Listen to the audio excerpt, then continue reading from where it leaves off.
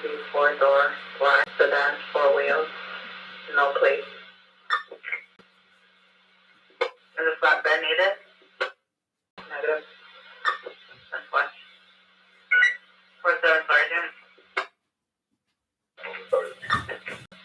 And 47 Boy 1 is requesting a dart to the location of East 235 and 5 Byron Avenue.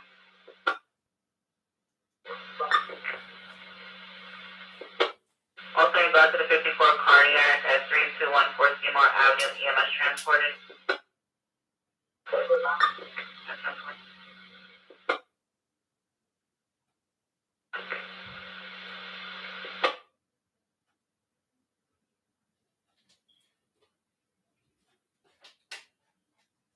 Go water my cactus, baby.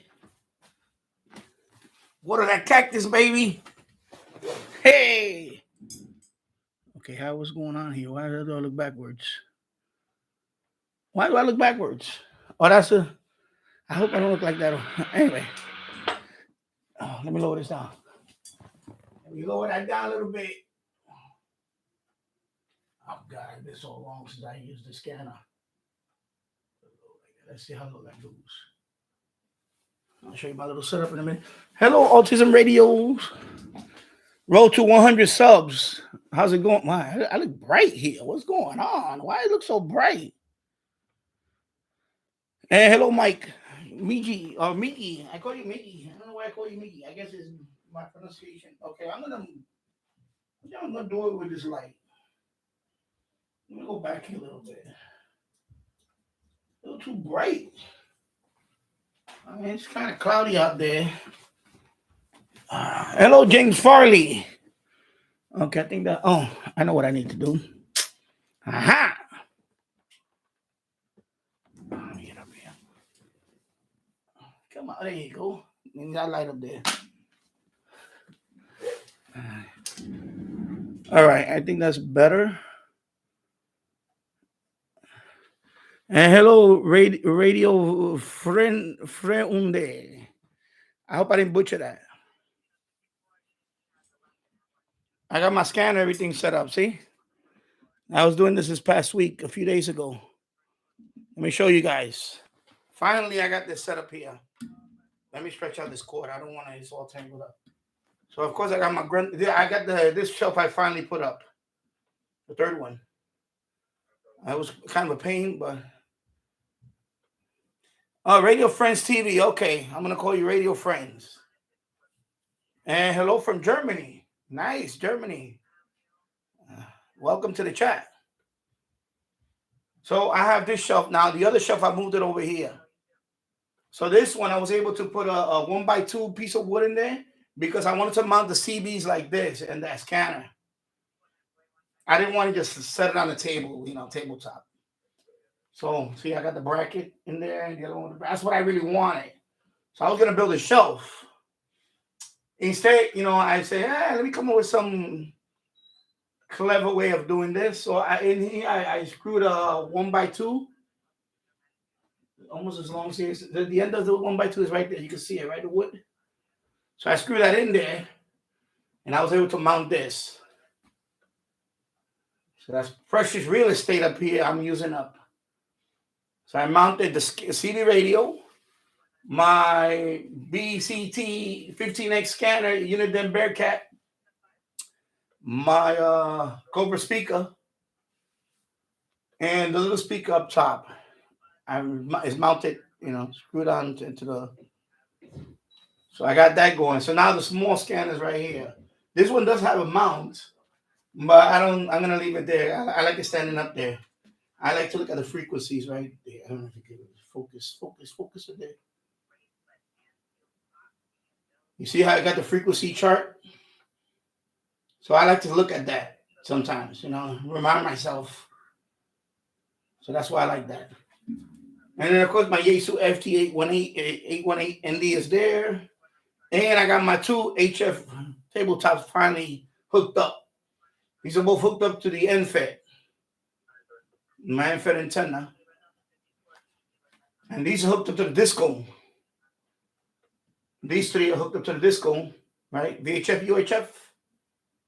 Disco, disco. And eventually, this one's gonna get hooked up to a CB whip, 102-inch steel CB whip.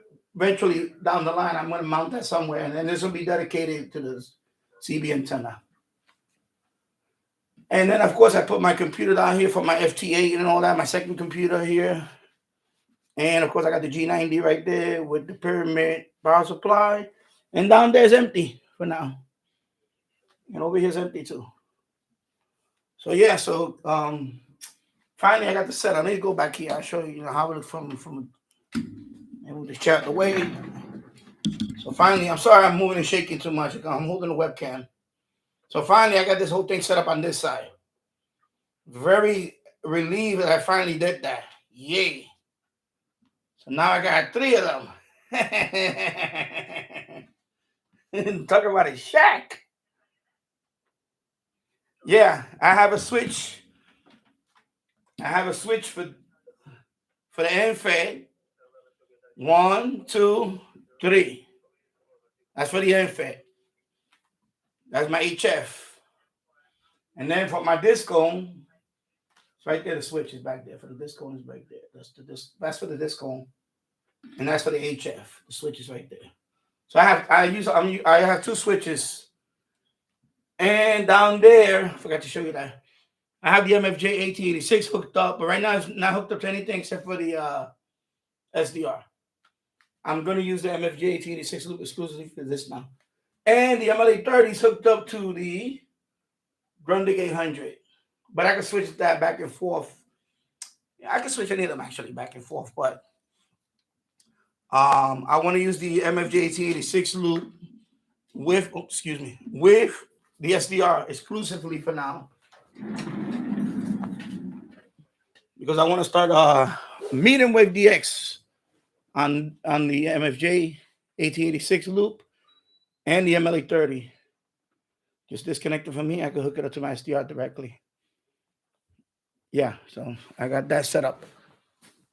Yeah, sorry, a little delay. I was a little late.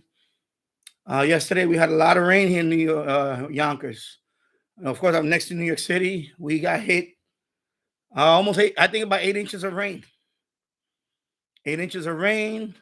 And let me do something. Actually, I'm gonna move. You know what? I'm looking over here, and actually, I'm gonna do something.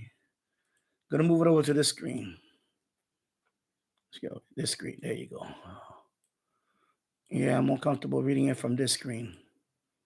There you go. That's why I was wondering why it looks so small. Okay, I'm on this screen now. All right. So yeah, so we got about 8 inches of rain. I was getting water in the basement. It was a puddle, big puddle. 2 parts of the basement in 2 rooms. The pump, we had like 5 inches of rain in 2 hours. From 8 o'clock in the morning to about 7 o'clock in the morning yesterday till 9 o'clock. It was just pouring. So it got overwhelmed. The pump got overwhelmed with so much water coming in.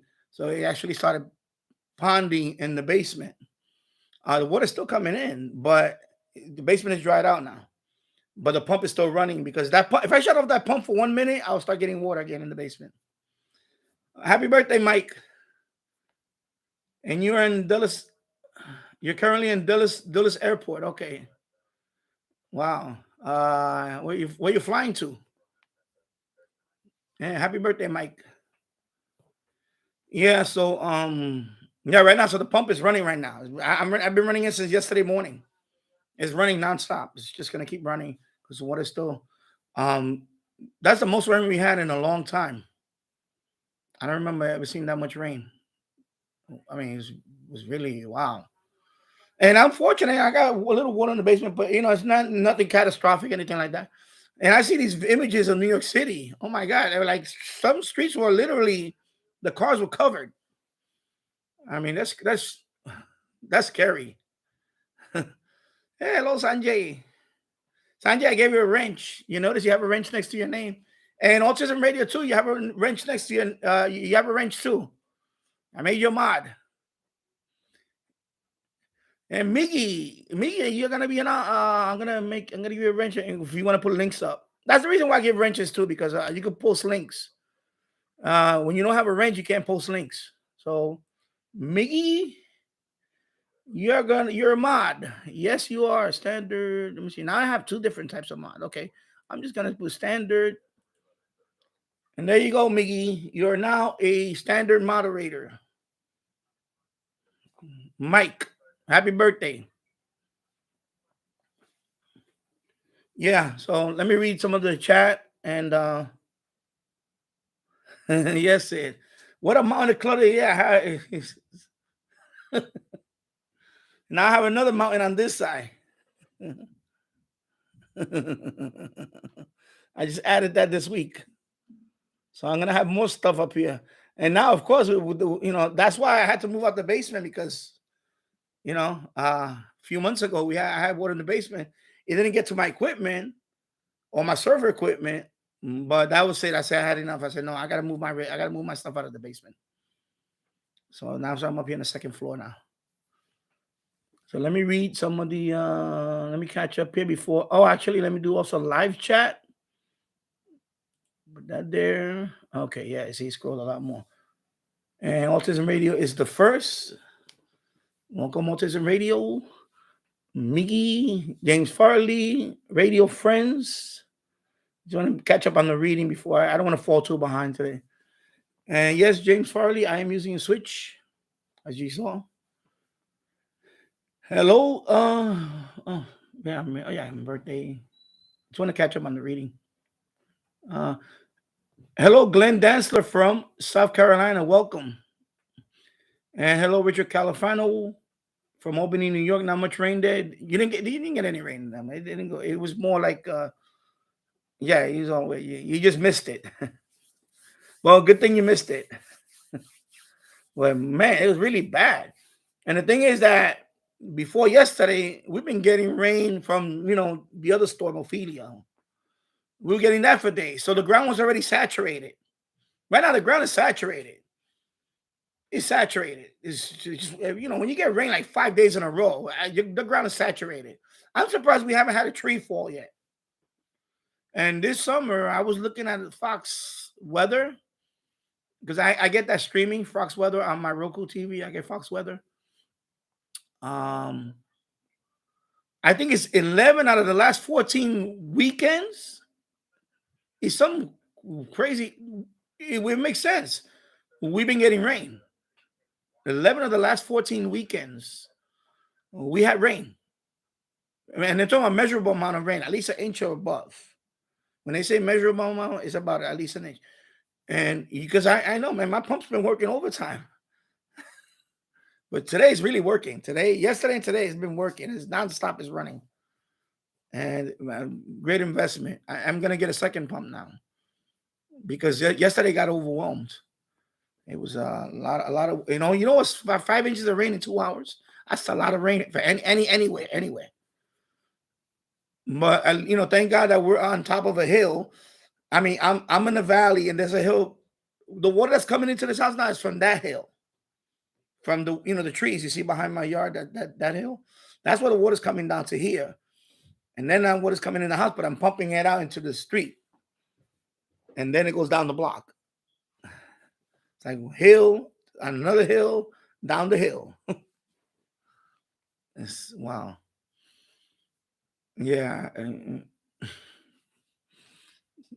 Anyway, I for the forecast right now is right now it's cloudy, but for the next 4 to 5 days, we're supposed to have no precipitation at all. It's supposed to get sunny, I think, tomorrow, next couple of days. So we need that. We need a little break because the ground is saturated right now. And then in cooler weather right now, the sun is not out, so that it's not drying up. It's like humid out there still. It's wet out there. So it's a mess. It's a mess. Yeah. So Richard Califano, Albany, New York. So you dodged the bullet. So now I got the SDR hooked up with the MFJ.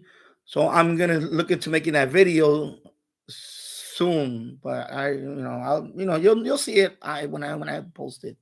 It's just that I have to it's been so long since I used SDR because it's been a few months.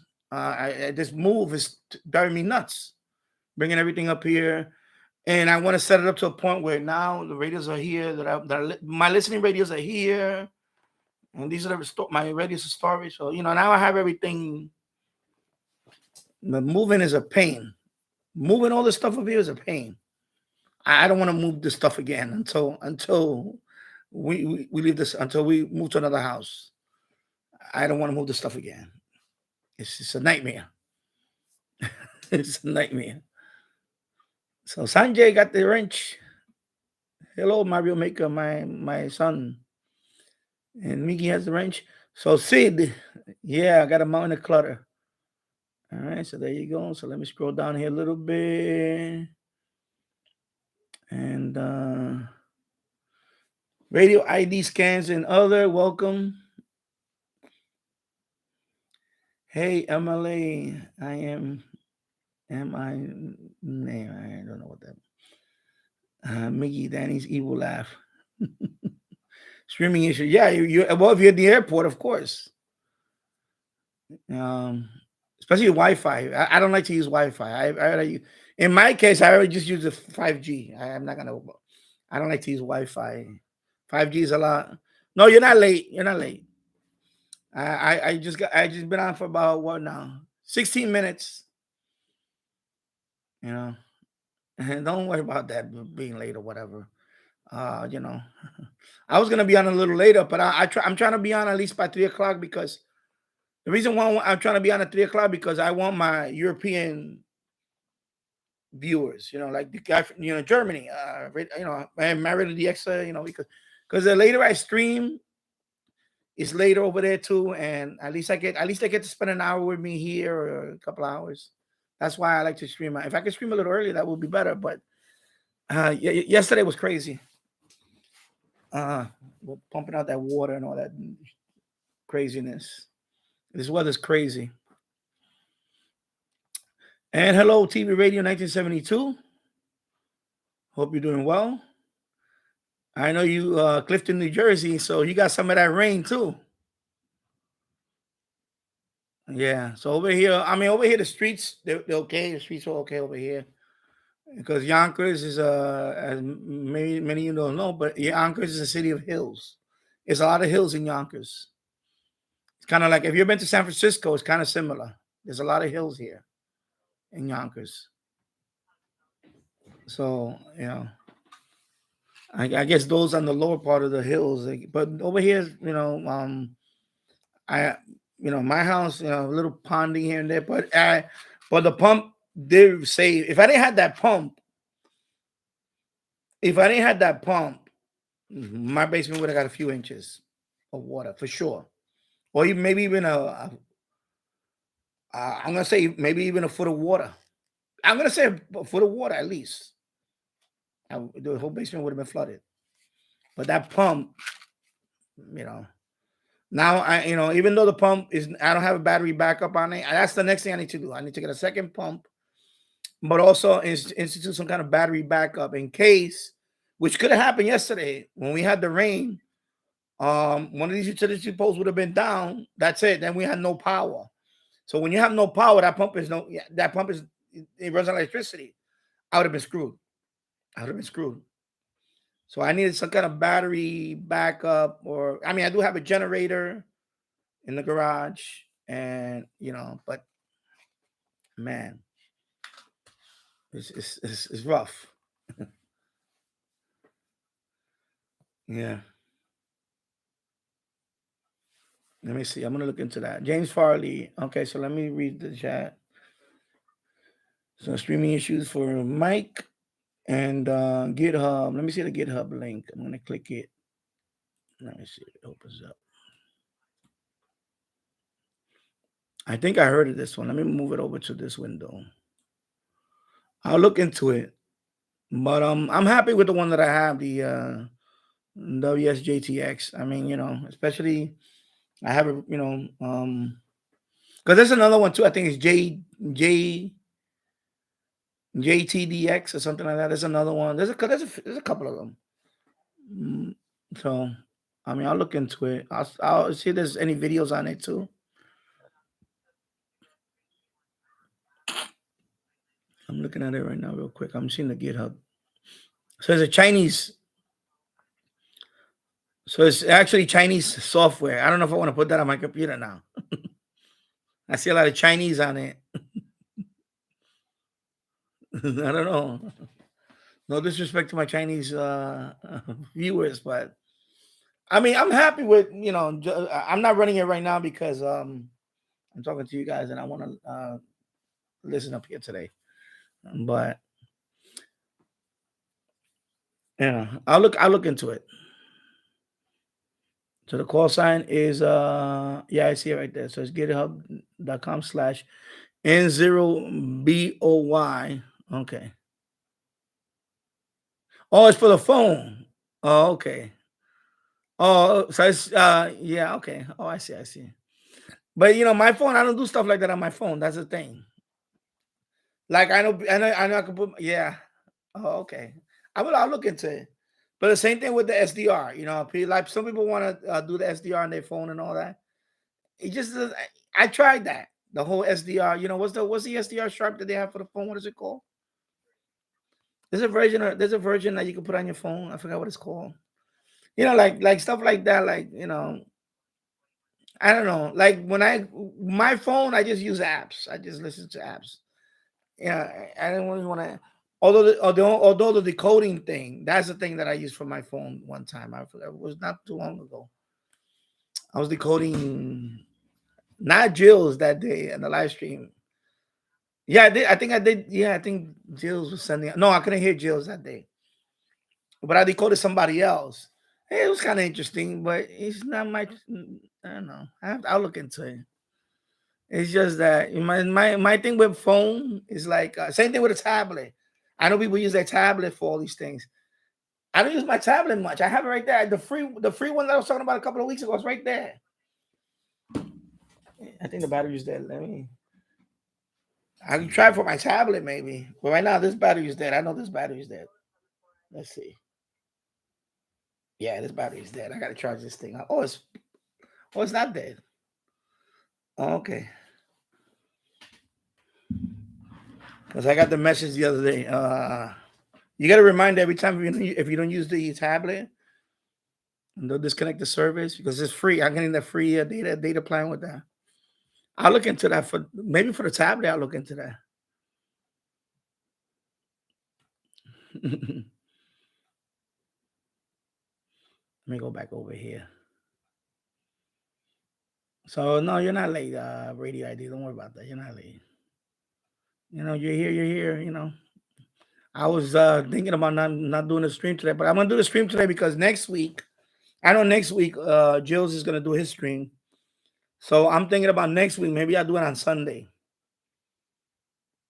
because I want to be on his live stream anyway too. So next week, it's probably gonna be on Sunday because I don't want to do it earlier than that. So I'll just next week it'll be Sunday. That way I could be on his stream Saturday and then Sunday I'll do my stream. Or something like that. 10 people watching. Well, 9 people watching now. Somebody left. 9 likes. Thank you. 23 minutes in the books. Thank you for watching. All right. So TV Radio says that it rained heavily a couple of times, but no flooding. Okay, cool. Well, yeah, it's good. Like I said, the pump really. I'm gonna say the pump really saved my basement from being totally flooded. So now I'm gonna invest into look into another pump, but some kind of backup system too, battery backup. And that's gonna be tricky to do that. I mean, my wife mentioned it a few weeks ago to get one of them Harbor Freight. So you just start with one, maybe a Harbor Freight. Your solar panel, you start with one. Maybe I could put it over here by the garage, and that way I can start implementing some kind of backup system. Maybe have a array of batteries or something.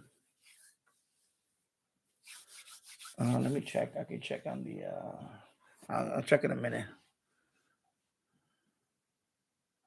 Upper sideband. Okay. So this one, forget. That's one thing about the. Only the Grundig. Yeah. I need to see if I can fix that Kenwood R2000. Because the problem with the Kenwood R2000, the single sideband doesn't work. When I bought that, I paid like $50 for that. For the. But this one doesn't. The single sideband is dead. And it's missing the attenuator. The RF, okay, you can't see it from there, but you can see it's missing. So I could have to do with the ASU.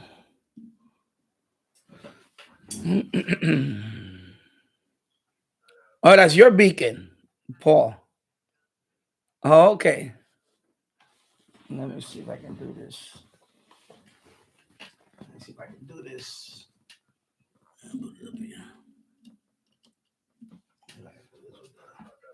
Okay, again, mess here.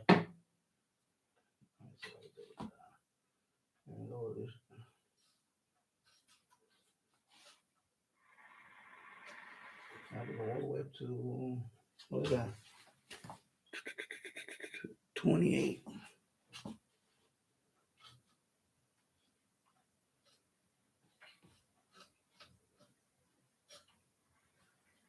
I'll switch over to, yeah, that would be nice if I could switch it over. Let's see. I'm switching the wrong one, actually. It's this one. That's another thing. I'm switching this one instead of this switch. Let me see. Okay, number 2. Is it number 2?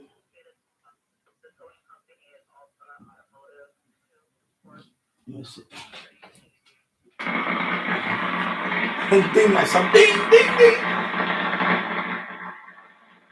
Oh my God. I need to, that's the next thing I need to put the switch away. It's accessible. And that's going to be,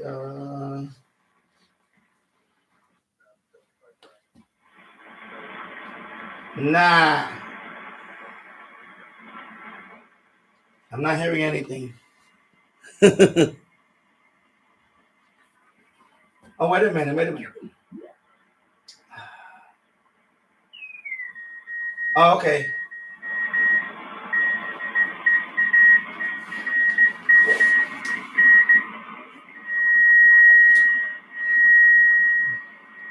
$28,279.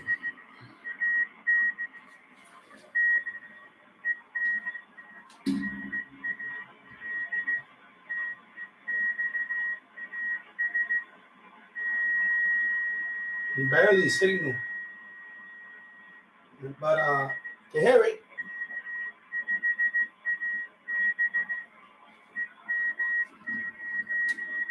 Mm-hmm. 243. Let me try 243 again.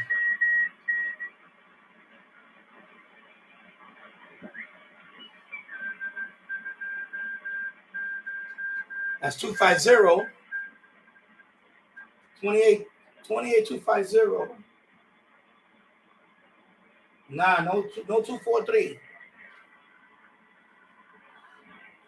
Yeah, 279 I can hear. This is 250, 28250.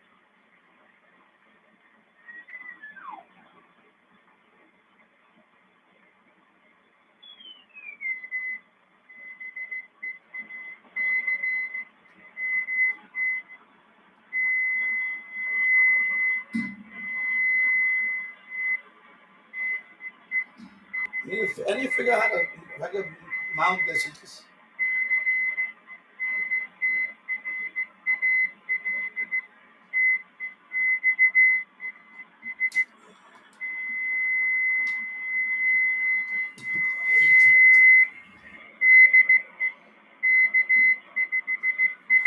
I think I might just stand up today early instead of reaching all the way up here.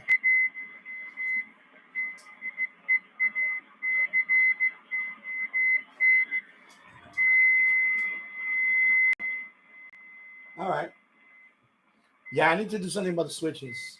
I want to bring him up here. Maybe I'll do something here and have the switches mounted.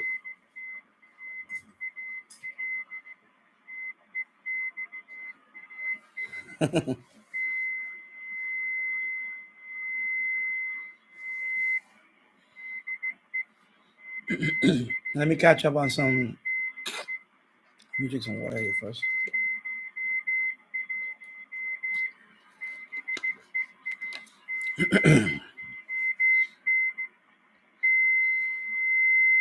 So James Farley, I've been using it, and at least for the last 2 months, and it's fantastic. Yeah, I'll look into that software. So now you can hit 243.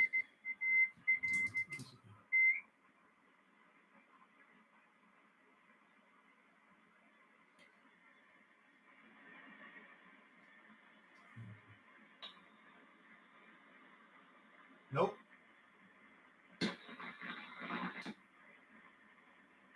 Nah.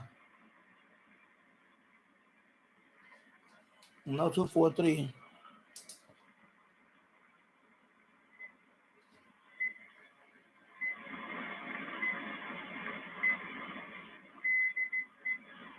And that's 250.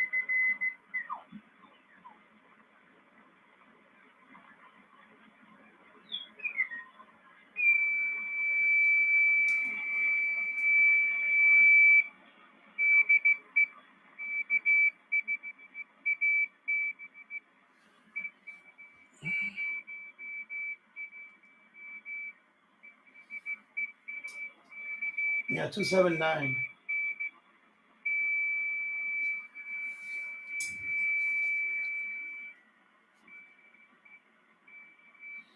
All right, let me catch up on the. Let me turn that off for a minute. So I have to look. I'll look into that, James. The scanner. Let me switch the scanner back. So I was listening to the scanner. So no. Okay, so number. Oh God, the wrong. I need to label this until I can memorize it.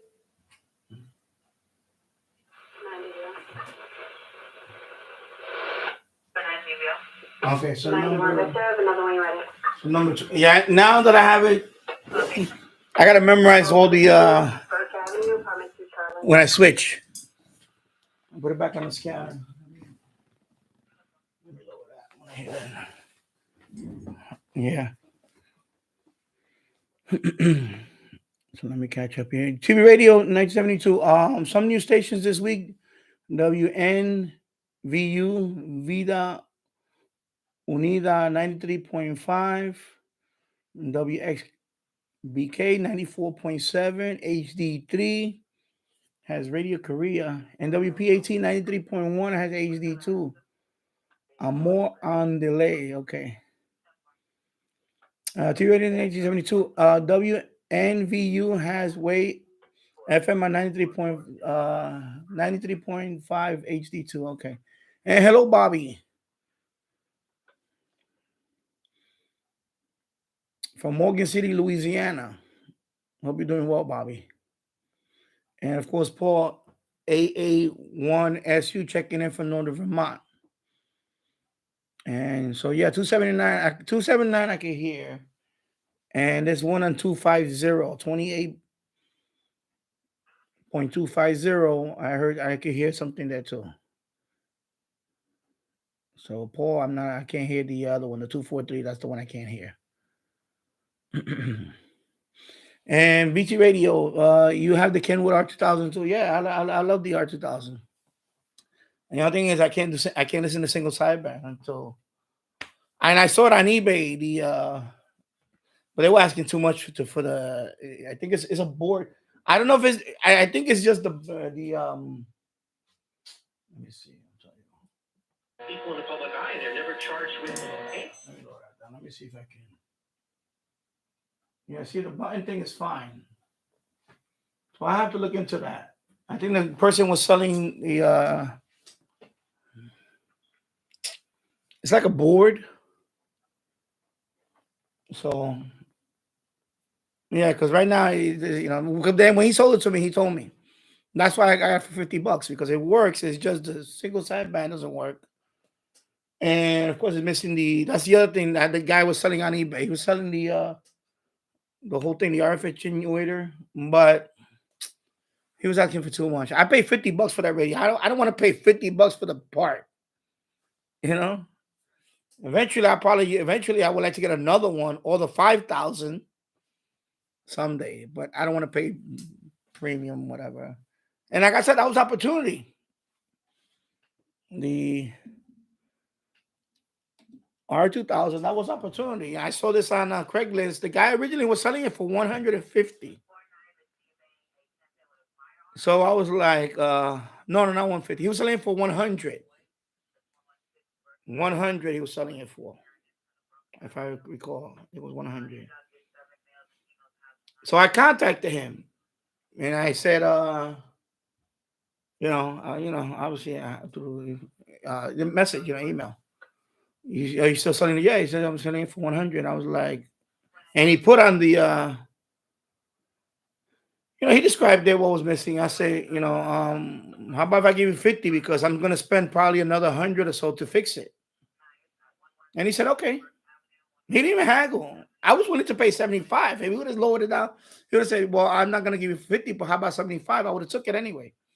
But he agreed to it. He didn't even haggle. He said 50. I said, I'll give it to you for 50. He said, okay. I was like, cool. I'll be there tomorrow to pick it up. From the Bronx. He lives in the Bronx. So I went there and I picked it up, $50. Sometimes it's opportunity. It's just opportunity. Maybe the guy really wanted to get rid of it. He didn't care what. Just give me whatever, take it. He could have sold. He could have probably sold it. He could have sold it as is on eBay. He probably would have got a little more. I'm sure. But he didn't want to deal with the hassle, maybe of shipping it and all that. So I said, I'll give you 50 for it. He said, okay.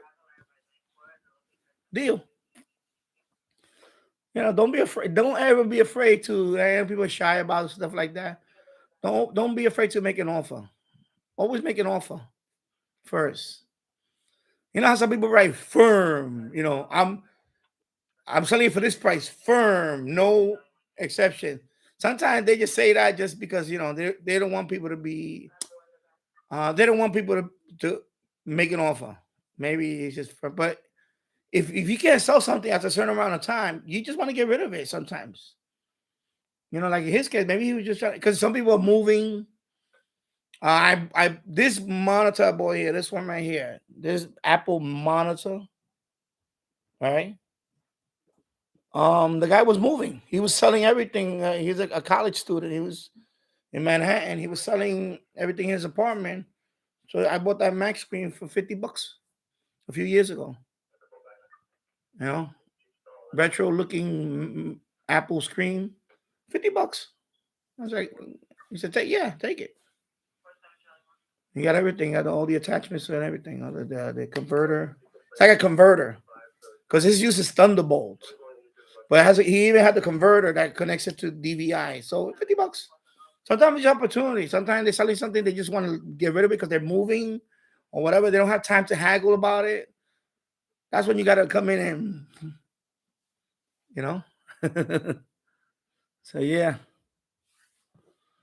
So that $50 is good. I'm happy with it. But I wish it was, though. But it's better than nothing, because I always wanted one anyway.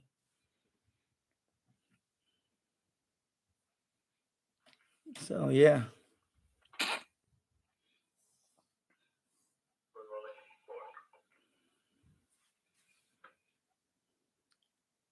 So let me go up here. And I'm losing my train of thought where I'm at reading. So you got the 2000. So Miggy says he already says that he is it on 28.279 and also on 243. Okay. And yeah, I don't hear it on 250. I hear 250. 28.250 I heard. Miggy, only 4G or more download stream than streaming. Oh, okay. Yeah, but 4G is sorry. But 4G is pretty good, even for streaming. The other thing is maybe YouTube has that thing, the gear. Maybe because right now this is 1080p. Maybe lower it down to 720.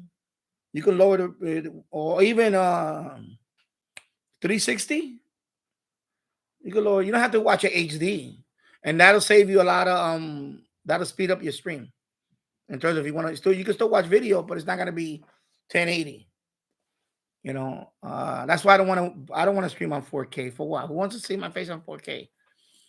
But 4K would have been like really. It would have. Plus, my this computer won't be able to handle it. This computer's. But like I'm right now, I'm streaming on 1080p. If you're on a phone, I would just go down to 360 or 720. Yeah, and that'll help. That'll really speed up. Because that's what essentially you're doing when you're watching a stream. You're downloading a file all the time. You're literally downloading the content. So I would just go do. Excuse me. I would do at least 720. Just go down to 720. If not, 360, and 360 it'll be fast. So it's when you look at the screen, you see a little gear. Let me look at. I can't see it here because I'm streaming right now. It's a little gear. Right now it says HD. Is whatever that little thing on the screen. You click on that, and you can lower it down. Actually, let me do it over here. If I want, I can show you or anybody. If you go to videos, I'll just pick the XX Data D219 review as an example. After skipping this ad, okay, let me pause. Right there. So on your phone, for example, you're gonna have that screen, right? You see that little gear? You click on that. No, not the gear. It is the gear. Oh, right now I can't because of ad. Excuse me. Yeah, you can't do nothing with the ad. I forgot the ad is there. So I have to skip the ad. Let me skip the ad. Let me mute it. Okay, let me mute that, skip the ad. Then I can do it. Okay.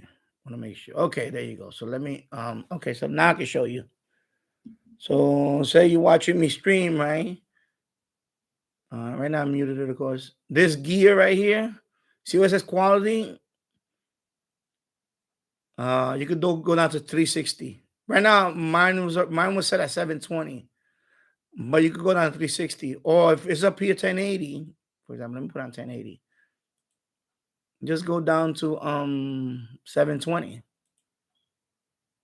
Okay, and that'll speed up your streaming. You'll watch this guy on a lower quality stream, but so what? Who cares? But that's what I would do on the phone.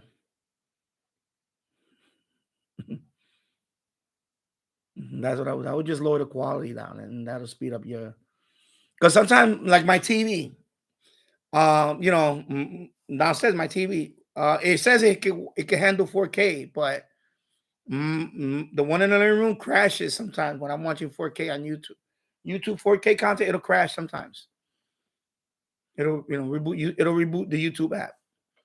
So when I run into content like that, right now I have mine set up to 1080, the highest. That's it. I don't want to watch 4K anyway because the TV can't handle it.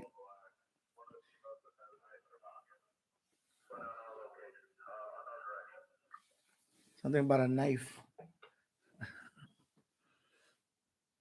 I was listening to this yesterday, all the stuff that was going on with the rain. So there was a lot of people getting extracted from cars and all that. Like the fire department, people were stranded. They try to drive through the water, and then they stuck on the water, and then the water's coming up in the car. So I was listening to this yesterday. Oh my God, it was crazy. So I just heard something. I have it on one frequency. That's the other thing too. That I was watching somebody. That's the New York City Police, of course. That one frequency there. There's a few of them. But somebody posted that it's another YouTuber that he does a lot of live streaming.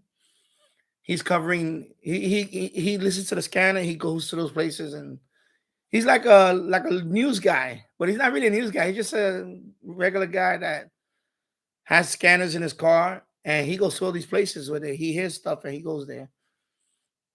He's like his own news, New York City news guy. Let me stop this one from digital scanner, because there's not much you can do with it anyway. I mean, you can't decrypt stuff that's encrypted. First of all, it's illegal, and second of all, why I want to go through all the trouble doing that just to listen to chatter? Nah. At that point, I just won't be able to. I'll listen to other stuff, because you could listen to other stuff on a scanner. You could listen to aviation, the air band. You could listen to other stuff. I could listen to railroad stuff.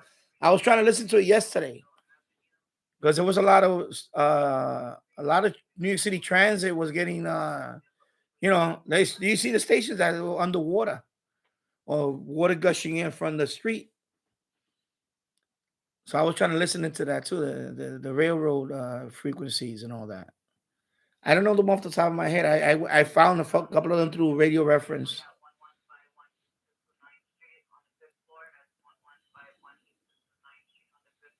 Yeah. So 4G, yeah, 4G is fine. VT radio, Paul K5AB. Okay. T radio 1972. My radio doesn't have CW. I use upper sideband to listen on CW mode. Okay, I'm gonna get an ad in about 50 seconds. So let me just go through the list here. K5AB 50 watts from TX. Okay. See, and oh yeah, okay, he's talking about me. Okay. So let me scroll down here. So 250 is KC5 SQD from Texas, 10 watts. Oh, cool. Beacon. Let me click on that link. That's the 10-meter beacon list. So let me click on that. Let me move it over here. Oh, okay, I see. Wow. Oh, this is nice. Okay, so this is the link that I just that Paul just sent me.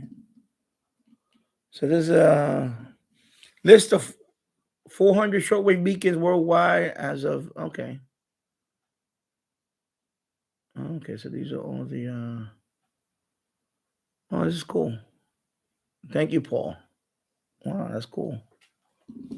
Cool.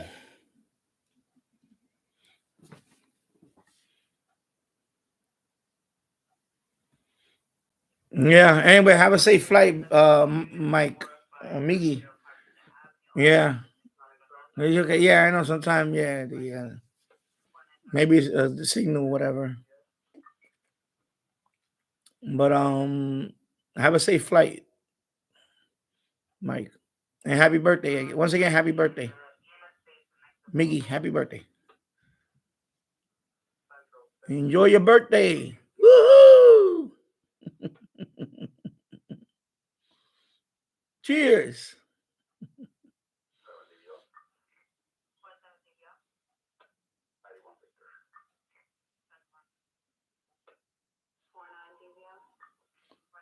All right, let me go here. Let me see. Allerton Avenue. Okay, I used to go there a lot. Anyway, I don't talk about that. Don't talk about that. Stop that. Let me see. Yeah, T Radio 1972. Yeah, CB activity. Yeah, channel 6. Let me put. You know what? Let me put that on. Yeah, I heard that earlier. Let me turn this off for a minute and turn on the CB. I heard it earlier. I heard it when I first came on. Wow.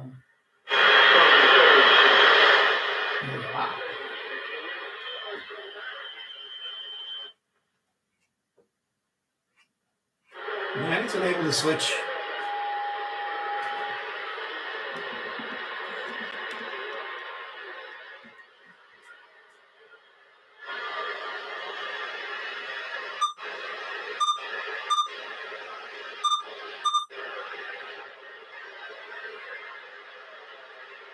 can hear a little bit. Yeah. No, I don't know.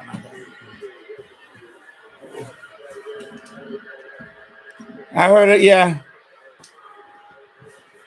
That means 10 meters must be good too, man. Yeah, you can see the beacon and now this.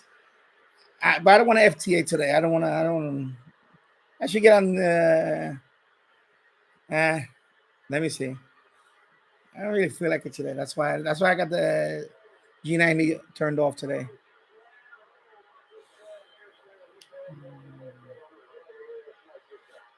Yeah, T Radio 1972.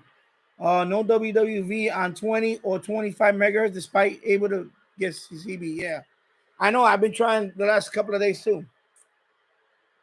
I heard. I think because I set this up a few days ago, and I was going through all the bands and all that, and I didn't pick up 25. I did hear 20 the other day. 20 megahertz. Yeah, now it's so CB activity today.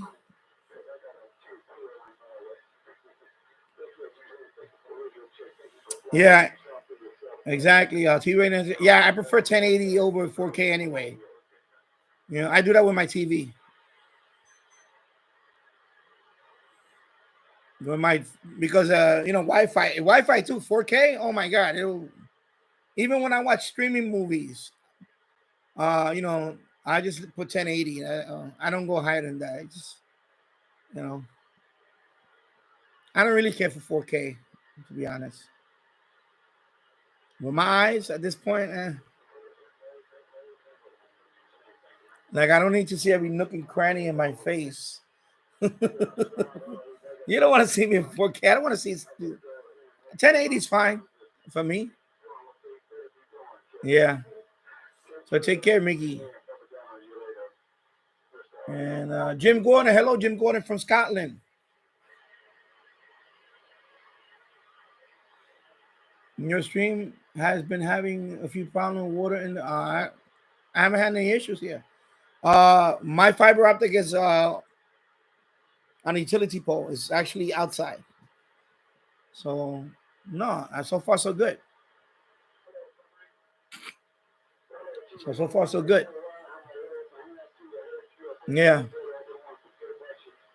And let me go down here.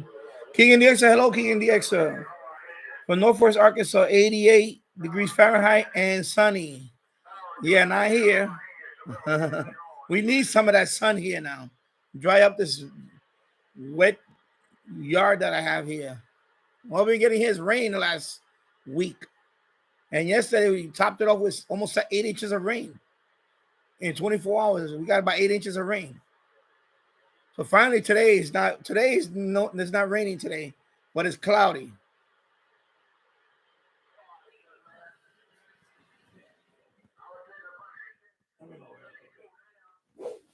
Let me lower it just a little bit. I feel like I'm talking over it now. And I don't know. I hope I don't butcher your name. Shubham. Sorry. Hey there, I want to work with you as a thumbnail designer and video editor. Thank you, but no, I'm okay. I don't. First of all, my videos, a lot of them I do live streaming. I don't need a thumbnail for that. I just, and video editing, my videos are pretty simple. I just use what I have, Movie Maker or something like that. So I mean, thank you, but no thank you. I mean, thank you for the offer, but yeah. And I got approached by a few. The only thing I'm looking into is a banner, a channel banner. Not for this channel so far, for this channel eventually, but to design my channel banner for another channel. For 2 channels, I need a channel banner. So for a channel banner, what I do is I go on Fiverr.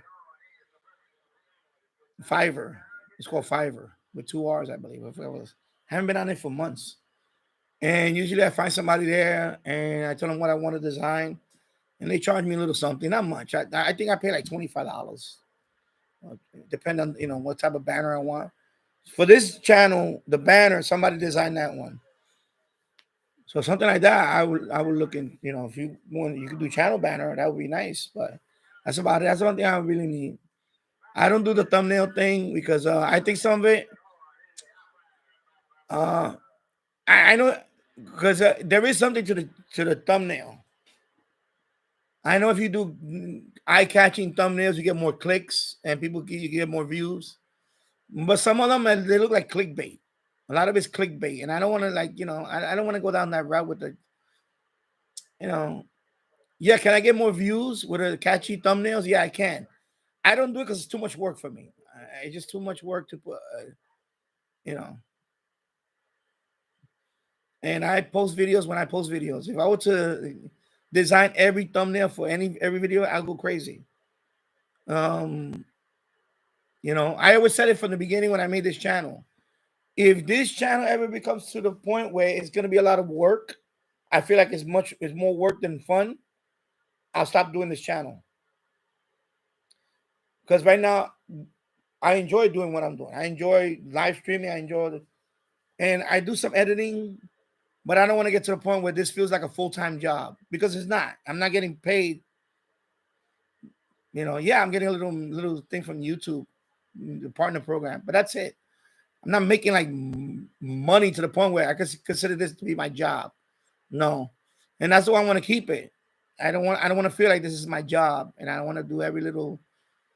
Yeah, I would love to have thumbnails and nice thumbnails and all that, but I'm not gonna break my head doing all that. Let me turn that off for a minute because I don't feel like I'm talking over it. You know what I mean? So for me, it's not. I'm not at that point yet. Maybe in a couple of years or whatever, my channel gets to the point where maybe. But right now, I don't. Yeah.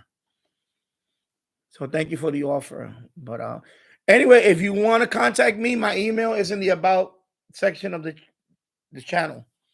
My email is there, so you can go there and email me, and I'll look into it. We'll talk. We could talk after that. So thank you. Excuse me. Autism Radio. My phone updated to iOS 17.0.2. Okay. Yeah, I don't have iOS. I'm Android. Android. So let me read down here. Everybody's among talking. Oh, Jim Gordon asking about Jill's. Next week. Jill's official SWO channel. He does live streaming only. He's only doing live streaming on the first Saturday of the month. So next Saturday is gonna be he'll be on next Saturday. So first Saturday of every month, that's his live stream from now on. He talked about that over a month ago. So that's gonna be his routine from now on. First Saturday of the month, official SWL channel. Wow, that's weird. I just saw my subscribers, excuse me. My viewers go down to 0 and then it went up to 10. This week. I don't know what's going on. I hope it's not my connection. But so far, so good with the connection. I don't know. It's just weird. But it wouldn't surprise me. Something would go crazy because of all the water. But I'm in Yonkers and my fiber optic is up here. It's on a utility. It's not buried underground. Because I've seen videos where people I saw one last night on TikTok that the guy it was not a sewer, a manhole cover. It was something else. It looked like it was for fiber optic. And he took out the lid, he opened it, and all the water gushed in there. And all the comments were like, that's not a storm drain. Because a storm drain obviously is graded, right? It has like openings where the water can go in, but it catches the debris. But this knucklehead, I'm gonna call him a knucklehead. It looks like it's a cover, but it's solid. There's no holes in it or nothing. So that cover is not meant to be open by anybody. So he opened it, and all the water went in there like a drain. And then some people were already, oh, good job. No, knucklehead. That's not a drain. That's probably some fiber optic. Somebody wrote it was fiber optic buried in the ground. Fiber optic where you access it. So the idiot took out the lid, and all the water was gushing in there like a drain. Because there's a bunch of videos. This is the latest thing now. Every time we see rain like this, we're gonna have idiots out there opening manholes, thinking it's a drain. So this guy opened up. It's kind of rounded, but it was solid. You could tell this is not a drain. So he opened it, and then you could see it was nice and clean in there. It's like white, like a little white box in there, something. I don't know what the hell it was. And you could see there was like something, and the water just going in there. So he probably ruined the fiber optic for the whole neighborhood by opening that thing up. Who knows what he did? I mean, he was just nuts. And all the comments were like, dummy, that's a fiber optic thing. And whatever. And so then I wrote my comment. I wrote, yeah, that's a very stupid thing to do. But, we don't have that here. Over here, everything's over on utility poles. We don't have, that's one thing about Yonkers. Other than downtown Yonkers, the rest of Yonkers and, everything is above ground. So there's the good and the bad when it comes to that. Above ground stuff. But yeah. So anyway, he'll be on next week. So he's on in the first of the month. He's always first Saturday of the month. He's on. So next Saturday, I'm not gonna be on next Saturday. I'll be on Sunday next week because I'll be on his stream. I want to be on his live chat next week. So there you go, Jim Gordon. Hope that answers your question. Richard Califano, is it worth buying a CB radio anymore? It depends. Like I bought mine because I plan to, to sometimes talk on it. I just bought mine has weather band. My CB radio has a weather band also. And I bought that open box. You could always buy a used one. So this one open box, I forgot how much I paid for it. I have to go back and look at, but it was open box. I don't want to say what, but I know it was way below the open box. I paid way below the retail, the suggested price, and I forgot what it was. But I bought an open box. That's the only CB radio I have, other than that walkie-talkie. I don't have no other CB radios. That's up to you. I mean, I do. We do have locals here that talk, so I do listen to that. Of course, mine has the weather band, and of course, the Super Bowl and stuff like that. That depends. That depends on you. It depends how much you want to spend. You can always buy a used one, an older one. I seen people like, if I see one too, I would have bought it. Like if you go to, I'm gonna say it, because I see them all over Craigslist too, older ones, like but I don't want to buy too many of them because I'm fine with this one. But if I run across something else, but I don't want to buy too many of those. But that's your call. I don't know, budget and all that. If you have SDR, you can listen to the SDR, so you could do it that way too. Of course, on your radios, you can listen to it. I bought that one because I planned to, but I tried a couple of times talking on it, and but not much. I don't do much to talk. But that's up to you. I can't, I'm gonna tell you why not if it's worth it. For me, it is. For me, it is because I still like listening to. And my case also for emergency purposes, that too. It's just me. I'm not like I say, I'm not a. I hate when they would use the word prepper because people think that when you're a prepper, you have like guns all over your house and No, but it's good to have emergency radios. I mean, that's just one. When you talk about emergency radio, I pretty much covered every frequency I can cover. I have this one for FRS. I have GMRS or GR, what is it? Yeah, GRMS. Get confused. VHF, UHF, right?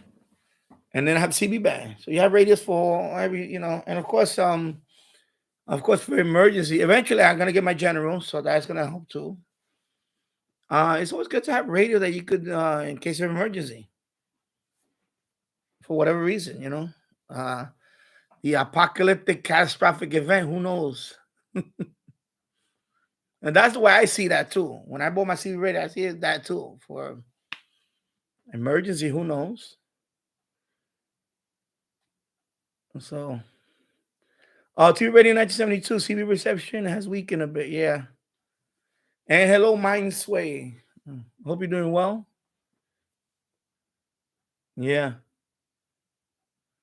Yeah, so next week I'll be on Sunday, and then he's gonna be on Saturday. And then after that, I'll go back to Saturday. I figure I'll do Saturdays because a lot of people watch him. And it's like, I guess, it's a routine, people watch him, but, hey, why not watch me? Why not? But he'll be back Saturday next week, 3:00 Eastern. I know he's going to update his soon because when they do the time, when you change the clock. But that happens in November, I believe. In November, change the clock. I forgot. I have to look it up when they do that. And Glenn Dansler, hello once again. Thank you. TV Radio 1992. The stream froze for about a minute. Otherwise, it's coming in well. Yeah, that's weird. I haven't had no warning yet, but I've been mindful of that today. That it could happen today because of yesterday, all the rain and whatever, and they're still cleaning up down there. And I know a lot of subway lines are out of service or suspended or whatever because of yesterday. And hello, let me see where I'm at. Sorry. Yeah, MyRadioDX said hello. Was listening in the car, now back home. Oh, cool. Let me go down here. So yeah, exactly. VT radio. If you want to talk on CB, then yeah, you're gonna need a CB radio. But if you want to listen, you don't need a CB radio. Any shortwave radio you have, of course, you can listen to all that. That's why I bought mine, because I plan to talk, and that's why I bought it. But yeah, exactly, Paul.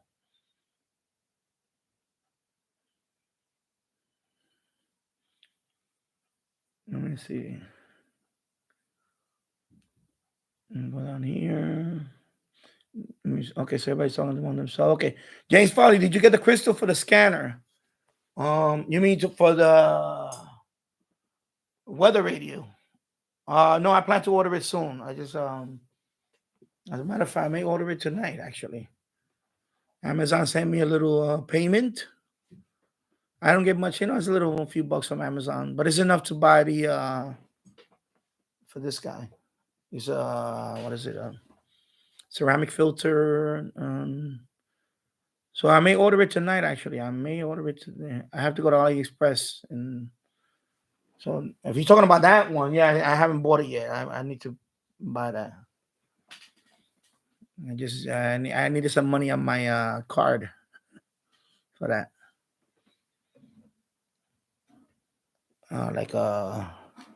Because Amazon, I have Amazon links, of course. So Amazon, of course it doesn't pay anything, but it adds up every couple of months. And it's enough I could buy a small radio or this guy, the thing I can.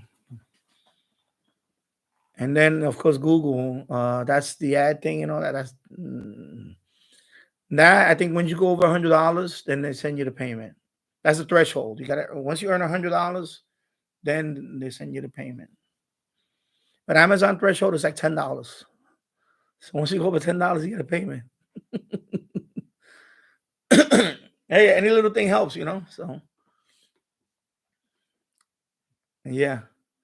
So yeah, I should get that soon. Let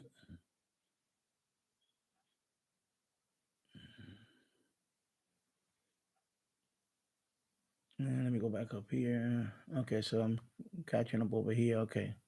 Yeah, weather radio. Okay, so okay. Yeah, when you said crystal, I was like, okay, what radio? Yeah, so I need to. I'm gonna order that soon. But I'm thinking about what else I need to get before I get that because I don't want to buy that and then I forgot I should have bought this. I should have bought because I was looking into buying the actually it's there the D219. I was thinking about buying the US version, the 10 kilohertz version. Because this is a 9 kilohertz version. But I was thinking about buying the 10 kilohertz version. So I'm gonna look around, see if I can get that under a certain price. And if not, then I'll get the crystal for this guy. But I'm not in a rush to fix that. I'm not in a rush. And I know I saw it on AliExpress, but I think it's a lot. It's a group of them. I only want to buy one. I can best buy one. And I also read that I can get that from another type of radio. I forgot. There was something else that I can pull that out of. Something else. Is a radio or something else. I forgot what it was. Well, I have to look into that. But I'll just pick it up. If they had it on Amazon, I would have put it on my wish list. I would have just put it on the wish list and say, because I have a wish list too. By the way, those who don't know, I do have a wish list. So I'm gonna put the link up. Let me see. So wish list, like for example, okay, so you got the 10 kilohertz version. So it's $9.88 on Amazon. I have to check now. I was just about to go there anyway. So let me check. $9.88. Wow, that's a real good price. I paid $13 total for that one, but I bought it on eBay. But that was before it was all over the place. Now it's on Amazon. So let me see. It says data D219. Let me see which one they have. The 976. Oh, okay. Oh, all right. It's coming. I think I'm gonna order it then. Oh, thank you, T Radio 972 for the super chat. Thank you.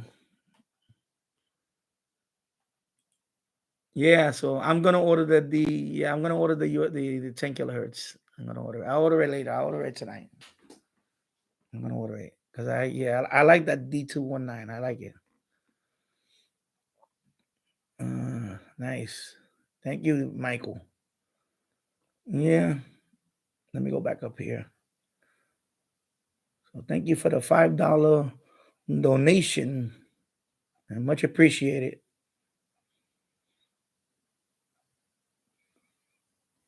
Let me go back home. And I lost my train of thought where I was at. Sorry about that. Okay. Okay, Crystal, that's where I was at. Okay. Yeah, so if you're gonna use it, if you're gonna broadcast that, then I will get the CB radio. And the only thing about the CB radio is, of course, the reason why I bought this one because this one, the reviews of this one was great reviews. The Uniden Bearcat 980 SSB, and plus it has weather band, so that's why I liked it too because you can never have enough weather radios or whatever. Emergency. Oh, now the sun finally is breaking out. Oh, nice. Now it's sunny out there. Yeah. I see now. Sky's clearing right now. So yeah. Jim Gordon, thank you for the information regarding Jills. I'm continuing to enjoy your show. Thank you. 70. Okay, thank you, Jim Gordon. And Christian Thomas. Hello, Christian. Good evening. MW3VJN. Yeah, Richard California. You could buy a used one.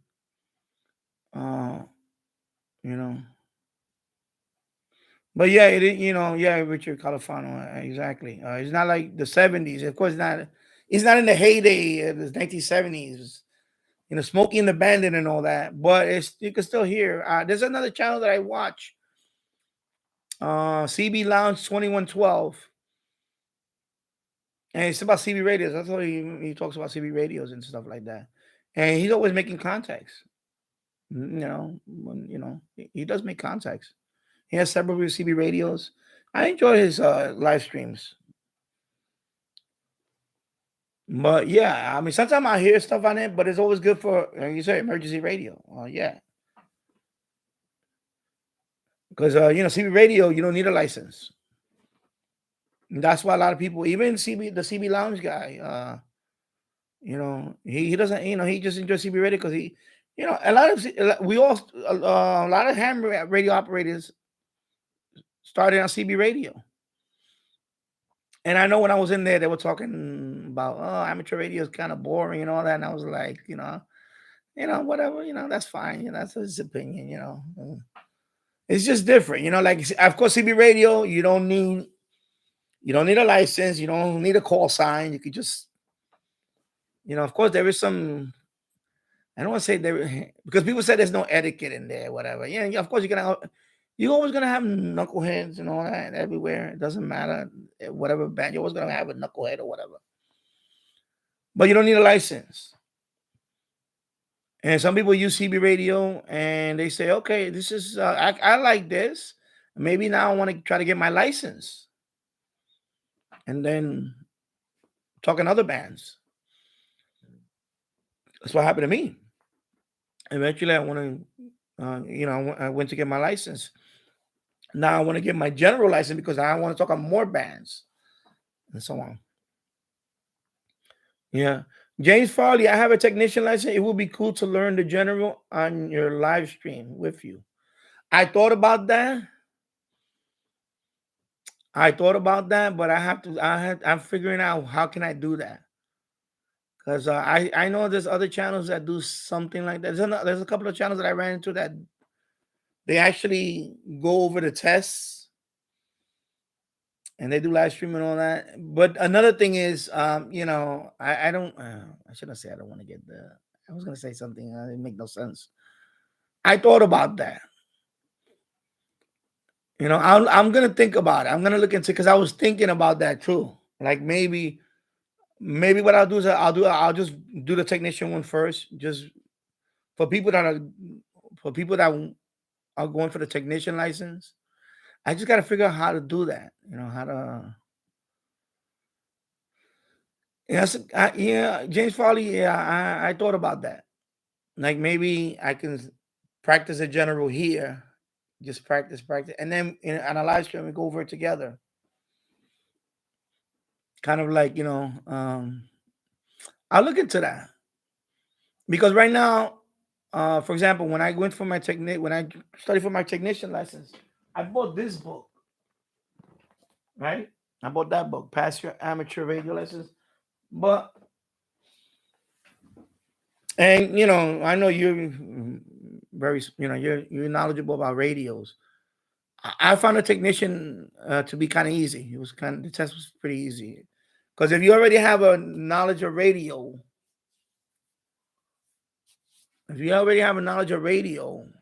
foundation, then the technician is going to be easy. Now, if you have no knowledge of radio at all, then it's going to be a little more challenging. But in my case, I found it easy. So usually the people that watch my channel here, they're pretty knowledgeable about radio. They have some kind of, you know what I mean? Like most people here, or some of them already licensed. So, but I thought about that for the people that don't have a technician license yet and they want to get, and of course, this is, of course, USA only, now European, that's a whole nother, can't help you out there. But I thought about that. I'm going to look into that. You put a light, you shine the light on me. I'm going to look into that because it would be fun for me to go over the general myself.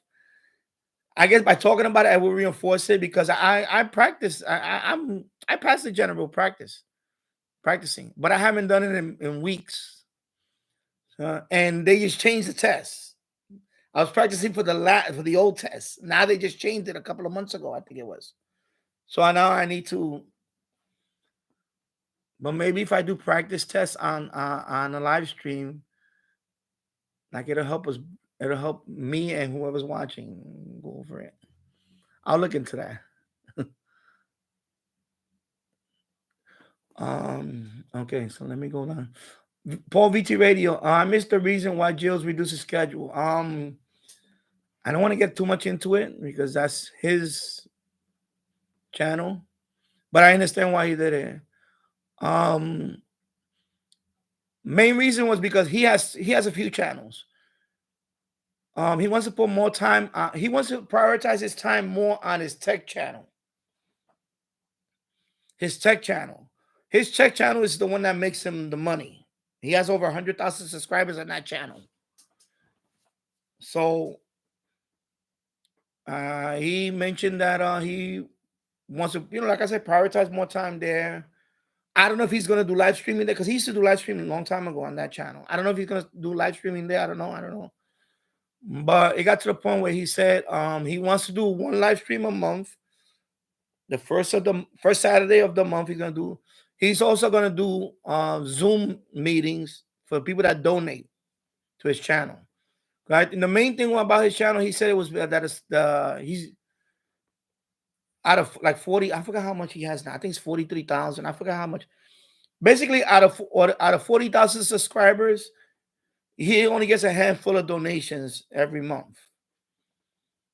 So he basically said that like I said, I don't want to get into talking about his channel but anyway, it has to do with priority. The bottom line priority, his channel, because for me, I'm not making money here, and not like that's his job. His channels, that's his job. He's actually that's the money. That's what pays his bills. So his channel, I know his tech channel is over 100,000 subscribers, and I think he wants to prioritize that more in terms of like time, because we all have time. We all don't have. I mean, we all don't have that much time to prioritize. So I think he just wants to focus on his tech channel more, and he's still going to do that one live stream first Saturday of the month, and then but he said he also going to do other types of streams, but he didn't get into that whole thing yet. I don't know if he's going to do membership, and that my suggestion to him was that just do a membership also. Just do a membership, like do one live stream the way you always do it, and then do one some other time just members only for people that are subscribed to, some people that are paying membership. If he wants to, I don't know, like I said, I don't really want to talk about it because I understand where he's coming from in terms of if you have over 40,000 subscribers and the same people donate to your channel all the time, it gets kind of like I could understand where he's coming. I understand where he's coming from, So yeah. Oh, you did Married DX. I didn't know that. Thank you. I didn't check because I don't have the thing to alert me. You know what? I'll look into it right now. Married DX. So. Oh God. I need to turn the alerts on that. Let me see WhatsApp. Oh, okay. Yeah. Wow. Anyway, thank you, Married DX. Yeah. I'm gonna set the alerts for this because right now I had I was here. I got your messages. Thank you, Married DX. Yeah. Because I'll turn on the alert for that for now because what happens is sometimes when I use a new app, I don't want to put the alerts on that because sometimes they get some of these apps go crazy with the alerts. So I'm gonna turn on the WhatsApp alert. So when I get a message on WhatsApp, I'll get the alert. So thank you, my Ready DX. Thank you for thinking about me. Thank you. I appreciate it, bro. And thank you, Richard Califano, for the $5 super chat.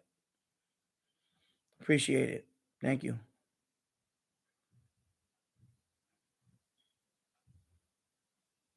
So let me go down here. So James Foley, I got the 10 kilohertz version of the D219 for $9.88. It was on sale on Amazon. Yeah, because right now I see it for $9.76. So I'm gonna pick it up. I'm gonna pick it up tonight. I'll pick it up. Yeah. And so it's better on AM, and the dial's more calibrated for shortwave. Yeah. The 9 kilohertz one too. I'm surprised at how it's not as finicky as some radios. It's pretty good. So I'm definitely gonna look at I'm definitely gonna get the 10 kilohertz version. That's good to know. Richard California, have you heard of a radio called Radio Oddity?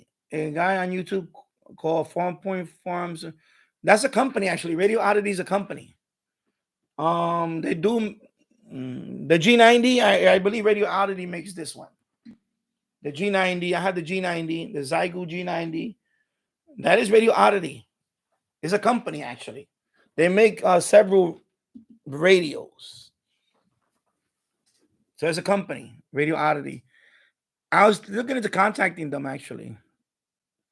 So, same thing with the G90. There is a hack for it. As a hack, I don't know what it's called, that I could unlock this CB band.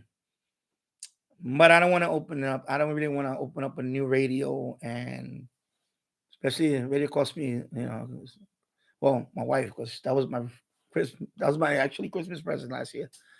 Yeah, I don't want to open up a new radio and do all that. I don't want to, but yeah, because I have a CB radio anyway.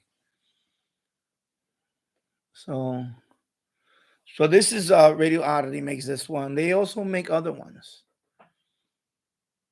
and also there's several ways you could do that. But I like CB radio. I want to leave it on CB radio. I have a CB radio. My G90, yeah, there is a way you can do it. I heard, I heard things about that yeah, you can unlock the CB band, and I can also use that as a CB radio. But again, I don't want to open up my brand new radio and tinker with it. I don't want to do that. Just to get CB, I have a CB radio. But yeah, I heard of Farm Point Farms. His name is Eric. So I said a CB, yeah. But I know there's several ways you can do that. So you can unlock the CB band, and you can use it for that too as a CB radio.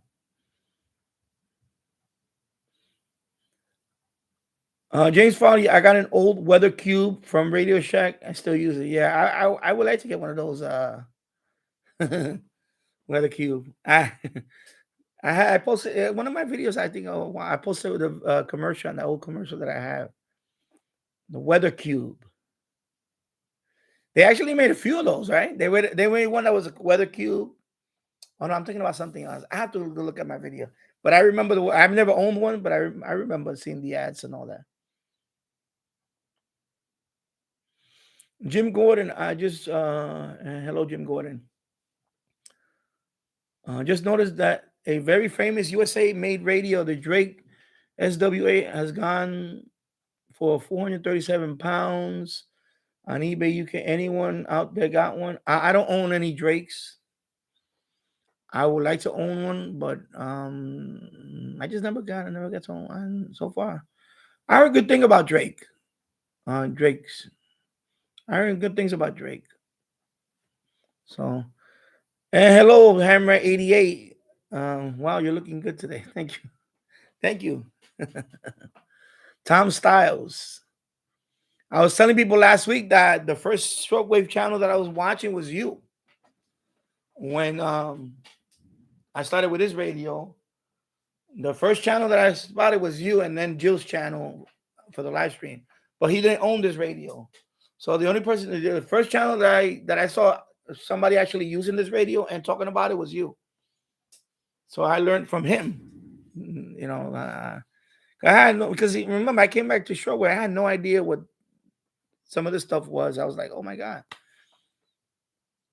So yeah, so Tom Styles. Hammer 88, good to see you here. And thank you, Richard Califano, for the $5 donation. Thank you. Okay, he's talking to my rated DX. Yeah, Hammer 88. Yeah, exactly. I'm glad they don't have that coding requirement anymore. Because I know back I don't know how long ago they stopped doing that, but CW requirement. So yeah, I'm glad they don't gonna have to deal with that. Although it'd be nice to learn that. I would like to learn, but I think I'm gonna go focus on the general first, and then once I get the general, maybe I'll look into that. I'm trying to learn. I know Joe talked about it too. He mentioned it a few weeks ago. He's talking about he wants to learn CW. Yeah, so when I came back to the when my wife bought me that Grande 750, and I said, man, I started looking. I said, I went on YouTube. I said, let me see. And Tom was the first YouTuber that I saw using this radio. So I was like, so right away, of course, I subscribed to his channel, and then because Tom you think I have radios? Tom has to forget it. Yeah, Tom has a warehouse. Tom has a warehouse full of radios. He has some nice radios. He has a lot, Tom. So this is nothing. This is nothing compared to Tom. What Tom has. Over 400. There you go. Yeah, that's a lot of radios. I'm about to hit. I think I hit 100. 100. Yeah, imagine 400. Oh my God. I'll fill up this whole room. 1, 2, 3. 400, over 400. Wow. Yeah. Yeah. I have some nice radios too. I looked into that, but man, I like the Collins radios. I like the big big old radios. Biggest radio I have is this guy, man. The heaviest one I think is the SX25. That's the heaviest one I have. In terms of weight, that's the heaviest one. That radio is heavy. But I can imagine the Collins. Oh my God. Yeah, I know. I see one of the Collins radios almost twice the size as this big. It would have took up that whole thing right there. I can imagine how much that thing weighs. Oh my God. But I love those radio. Military radio. I think it was a military radio that you have. Man, that's great radios. Yeah, so I'm glad they don't have no code requirement. Yeah, I can imagine. Wow. Yeah.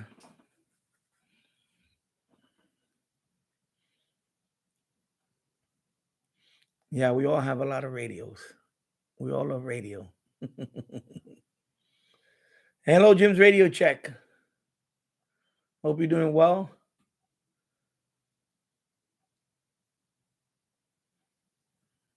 Mary DX, yeah, thank you. I'm glad that you and your family are safe. We're okay. I just had a little bit of water in the basement. I had a couple right now my pump is running. My sump pump is running. It's just because there's still water coming in through that part of the basement. But the sump pump pumps it out. As soon as the water comes in, pumps it out. So it's pumping it out right now. If I didn't have that sump pump, I would have been in that basement would have been maybe I'm gonna say maybe about a foot of water or so. He would have, but the pump. And thank God the pump. So now I need to invest in another pump and do some kind of battery backup thing, because had the power would have went out, I had no pump. The pump can't run. No electricity. Then my basement would have got flooded. It would have been bad. But in terms of the safety, no, my wife was home. My wife didn't work yesterday, so she wasn't on the road. Over here in Yonkers, a couple of the highways were closed. I think the Sawmill Parkway was closed, and there was another. So yeah, so I stood home. She stood home too. So my son was in school. My son was fine. So thank you, my lady DX, for checking up on what happened here. Oh, okay. Let me close this. Yeah. Hello, Elmer Time.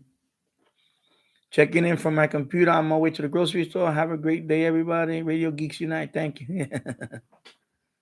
Yeah, thank you. I know you're still settling into your new place. Oh, got the ad. Wait a second. Let me stretch for a minute here. Actually, a few seconds. Actually, I'll be right back. Let me go get my cold water.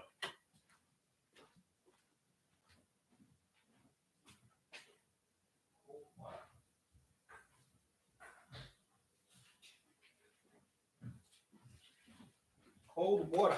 Okay. Yeah, my cold water there. All right. Add over. So 1 hour and 36 minutes in the books, 15 people watching, 16 likes. Thank you for stopping by. And of course, Jills will be back next week. Official SWL channel. He'll be back next Saturday. And I'll be streaming next Sunday. I'll be of course, in the chat with everybody else next Saturday. So, yep. Yeah, so Tom is a legend.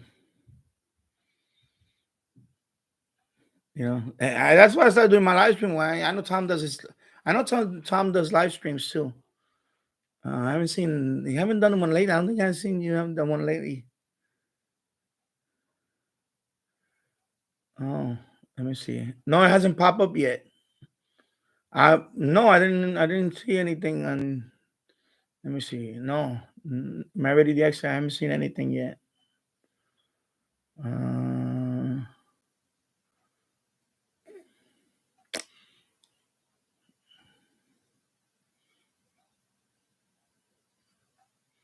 No, I haven't seen it. It would have popped up here. My ready DX.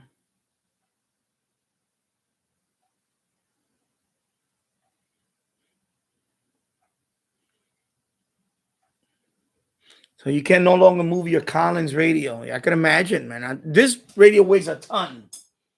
I can only imagine that Collins. Oh my God.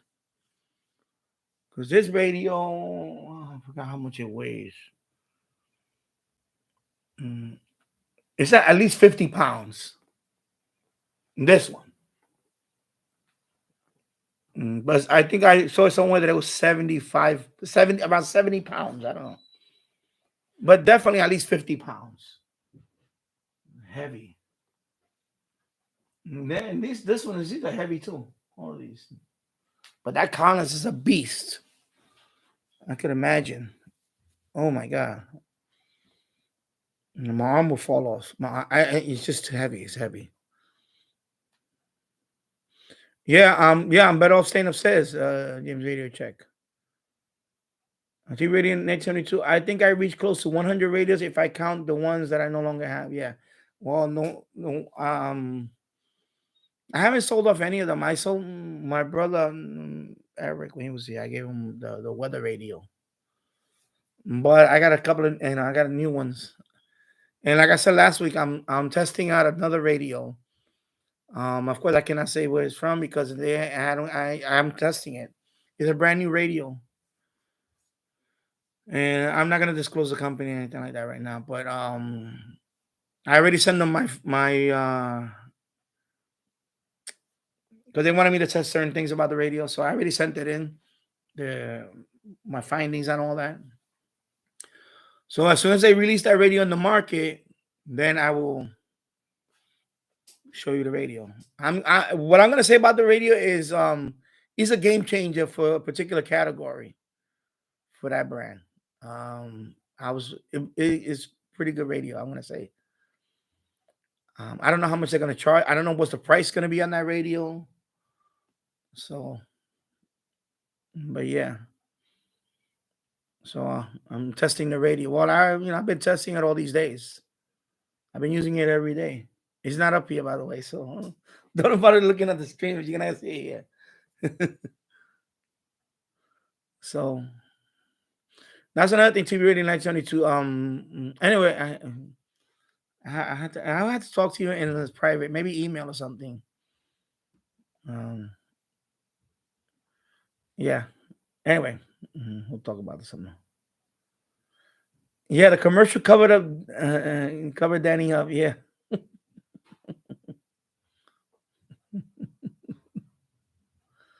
Yeah.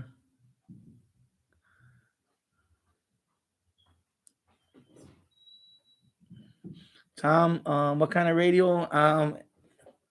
I'll just say one thing. It's emergency radio. Emergency radio. And that's all I'm gonna say about it. Emergency radio. It's actually I'm gonna say it's very good emergency radio. The design of it is very good. I tested a whole bunch of things on it. So I'll give you that hint. That's it. It's an emergency radio. And they wanted me to test everything. They wanted me to test the solar panel. How this radio is good. It charges. Well, a lot of radios, I believe, some of them cloudy. When it's very cloudy, it's still charged. It's a very good solar. Of course, it has a crank. It's like a lot of emergency radios, but I'm gonna say one thing about this radio. Medium Wave DX is very good for emergency radio. I've been listening to it a few nights. Medium Wave DX, picking up KXCL, boom. That tells me that little radio is a good DXer. I'm gonna leave it at that. So when they give me the approval that I can post it and announce it, they're gonna announce it first, of course. And I own a few emergency radios, and this one I can say because I had the Midland, the ER210. That's not a DXer. It's a nice little radio, but it's not an AM DXer. This radio that I'm testing out is a good medium wave DXer. I'm gonna tell you that right now. Very good. I'm impressed. So yeah. So I'll leave it at that. As soon as they give me thank you, my ready DXer. I see it. 10-pound donation. Thank you. Oh my brother, my bro. Thank you, my ready DXer. I appreciate it. 10-pound donation. Thank you very much. And let me go back up here. Oh, okay. Yeah, I just saw it posted now. You can see it. Everybody can see it. I appreciate that. Yeah, I'm better off staying up here. I have no desire of taking this. Like I said in the beginning of the stream, I do not want to take all this because Jim, you haven't seen it.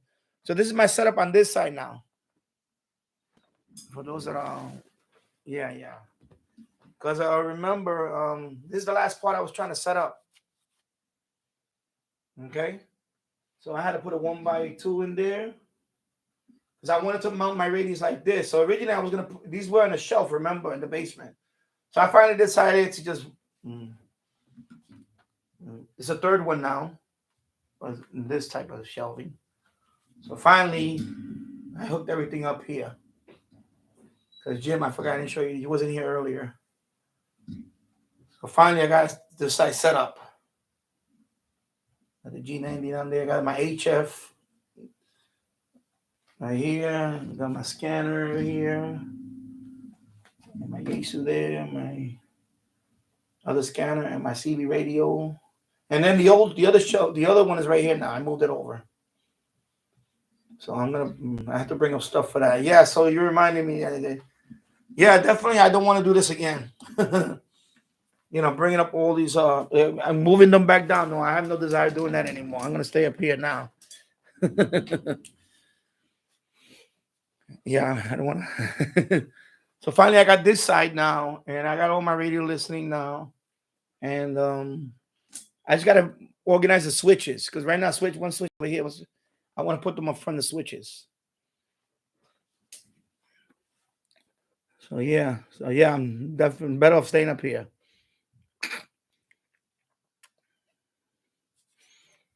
Yeah. 13 people watching, 16 likes. Thank you. 1 hour and 46 minutes in the books. I appreciate it. I appreciate the super chats. Thank you, everybody. Yeah.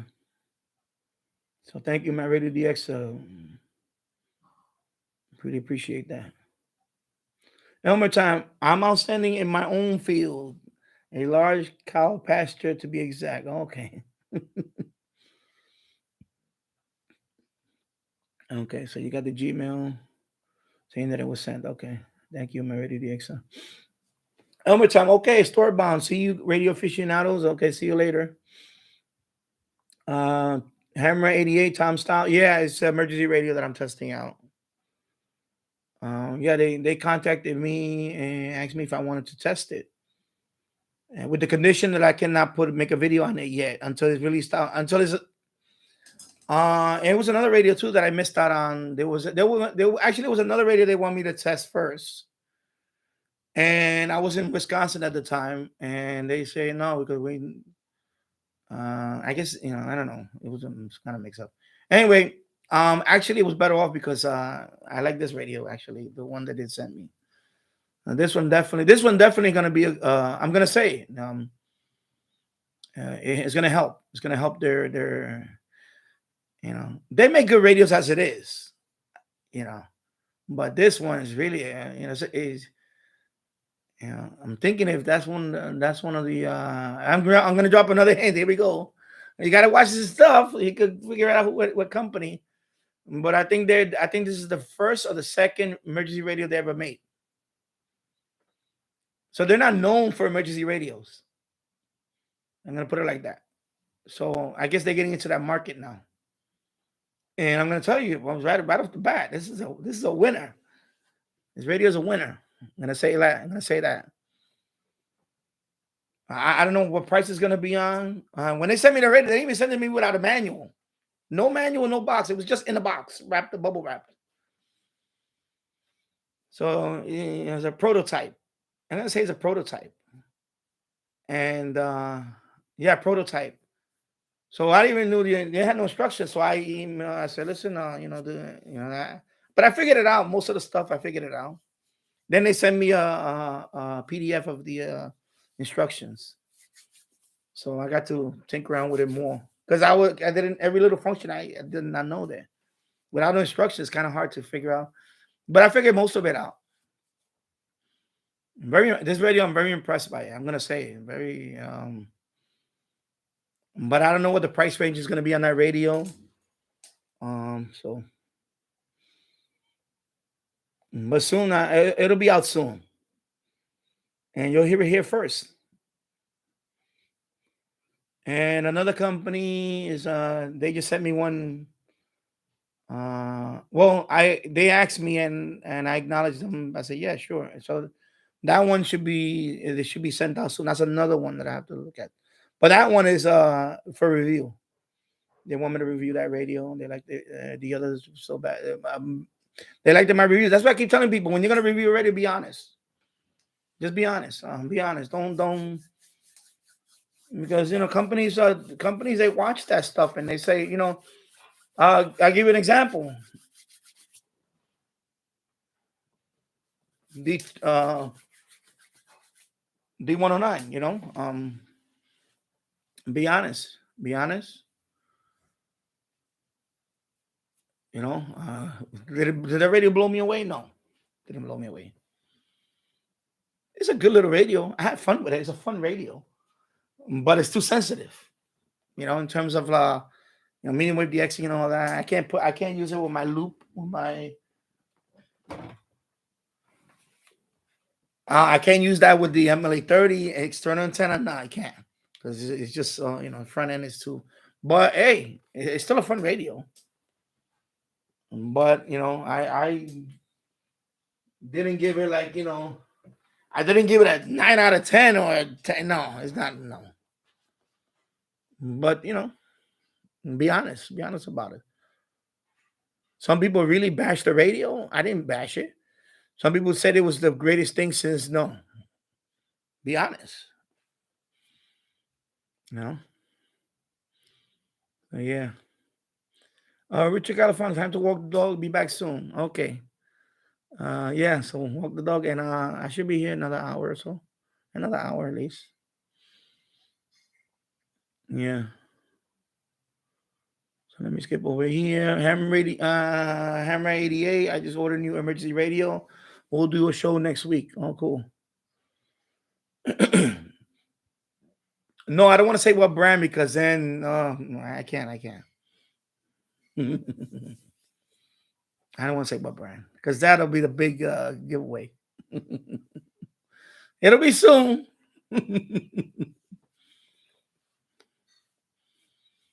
Because that was one of the conditions. They made it clear. Don't make a video on it. Don't post it. And that's it. They made a condition. They really want. And I like that. I like that they're reaching out people to test it. Something Eton should have done. Remember Eton when they came out with that radio, the HD super duper radio that cost a fortune? They didn't reach out to, they didn't reach out to you, Tom.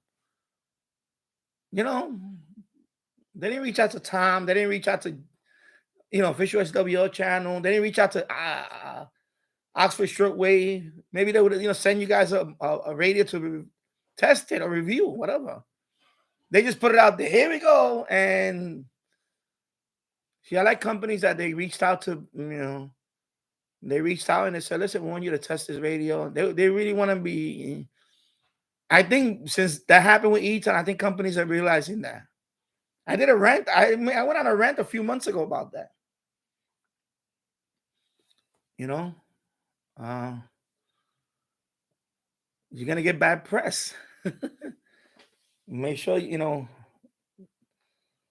release a piece of junk and I don't know how much is that radio still? $700? $700 or something like that. I think I had to check.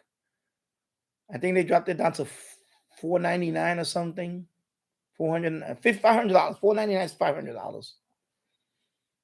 And it's not worth it. It's not worth it. But they should have sent out some people first and say, listen, what can we do to make this radio better? And they didn't do that. And that radio was, forget it. I think companies, when they saw that, they were like, no, we're not making that mistake. We're going to reach out to YouTubers like Farpoint Farms. I noticed he's doing a lot more radio reviews. I noticed that too, because I see him on my search. When I search, people search for my, I see him. But I'm sure they reached out to him too. They reached out to a few people and they said, listen, can you, make a review on this radio? I say, yeah, I'm not gonna. Some people, I know some people don't want to do that. Some people say, oh, I don't want to feel like I'm not compromised. Be honest. I always say, be honest. Just be honest. That's all. Be honest about what you're reviewing. That's all. Even other sponsors ask for other things. I had a sponsor, but they're not radio related. So I said, no, I can't. I'm not going to put non-radio related stuff. I made the exception with the desk because I needed a new desk. So when they reached out to me for that, I'm going to say no to a, $400, $500 table desk. No, I said, no, yeah, I'll make a review on it. Of course. I was in the market for this desk.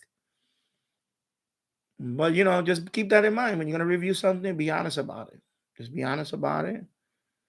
Put yourself in. Because people watch your video, and they're basing your video. How you say?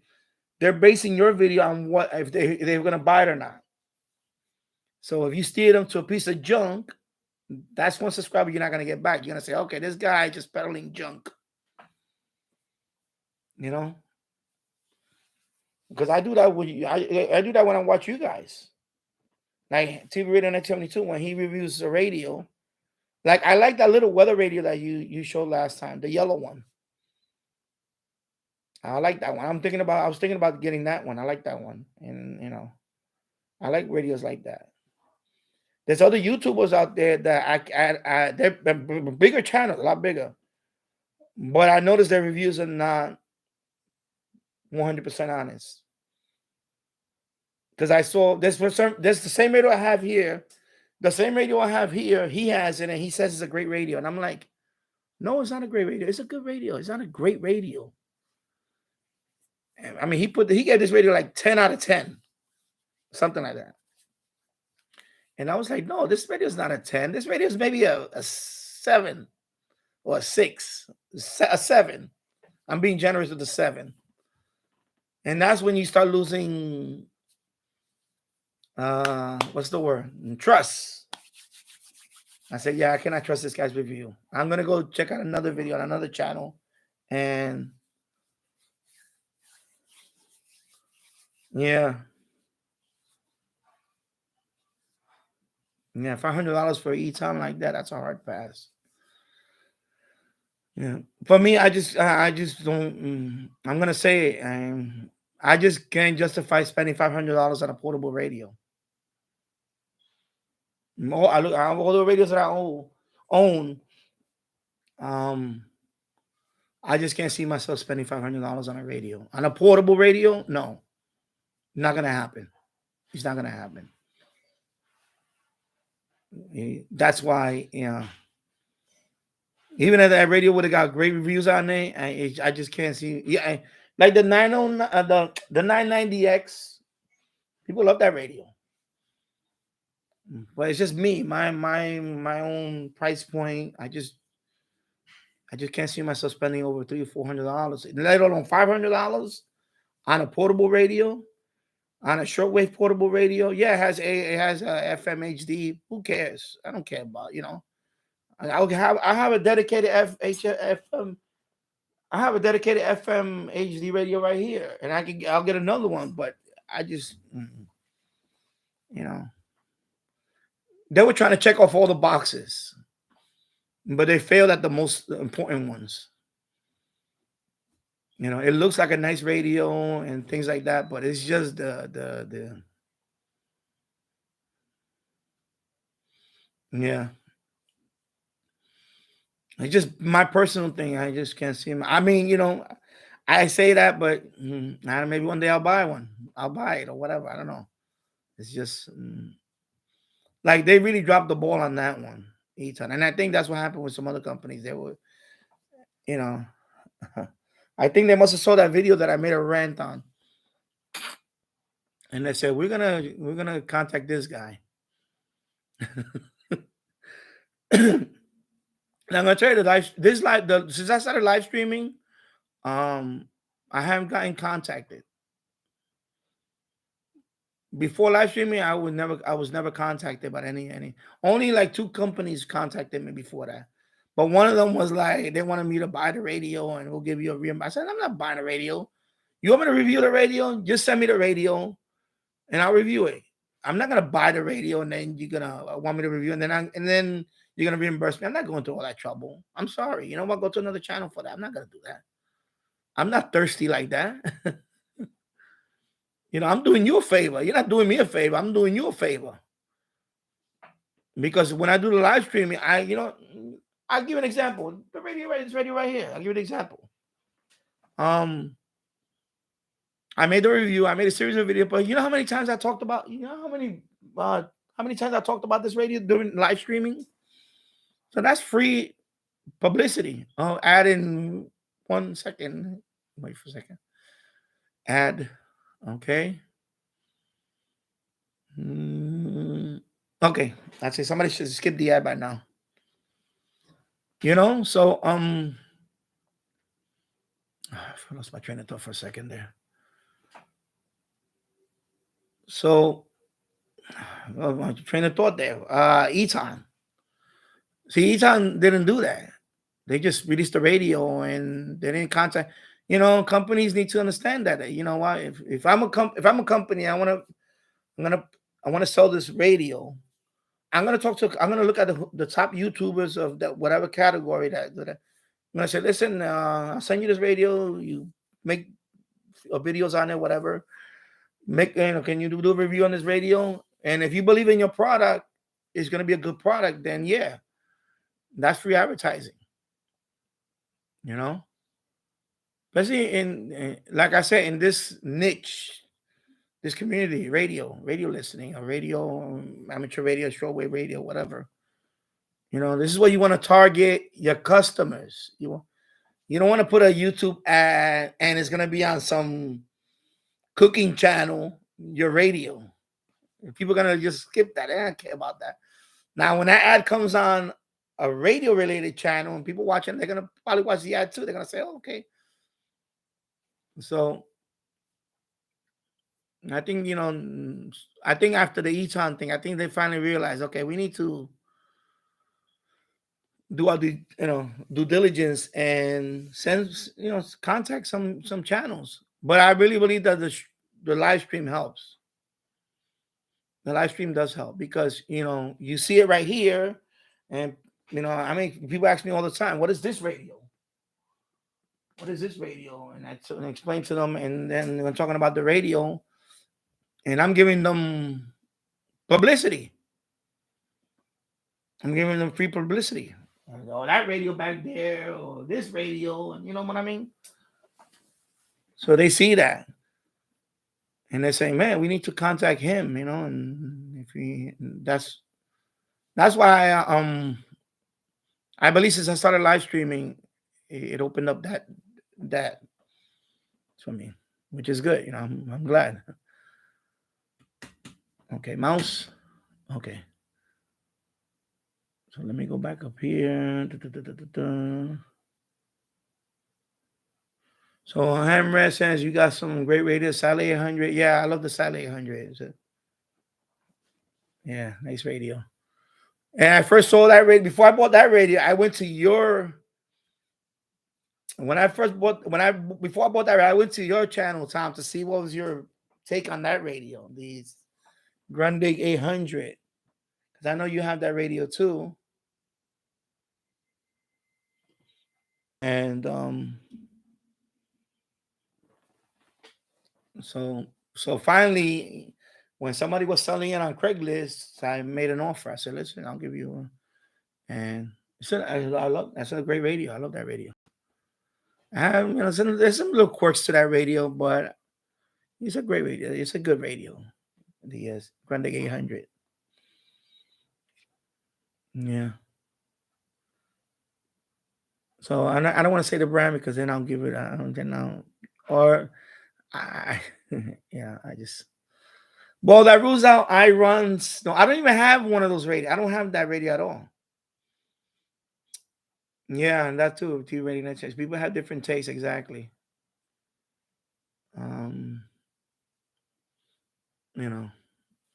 Yeah. But I'm in my case, I'm just trying to be frugal too. Most of the radios you see behind me, I paid a lot lower than what people are willing to pay for. That's another thing. I'm not gonna, and I say it all the time, I'm not gonna pay a premium for. How old is this radio now? It's approaching what? It's like 90, almost a little over 90 years. This radio was 1930s. Yeah, 1939. Yeah.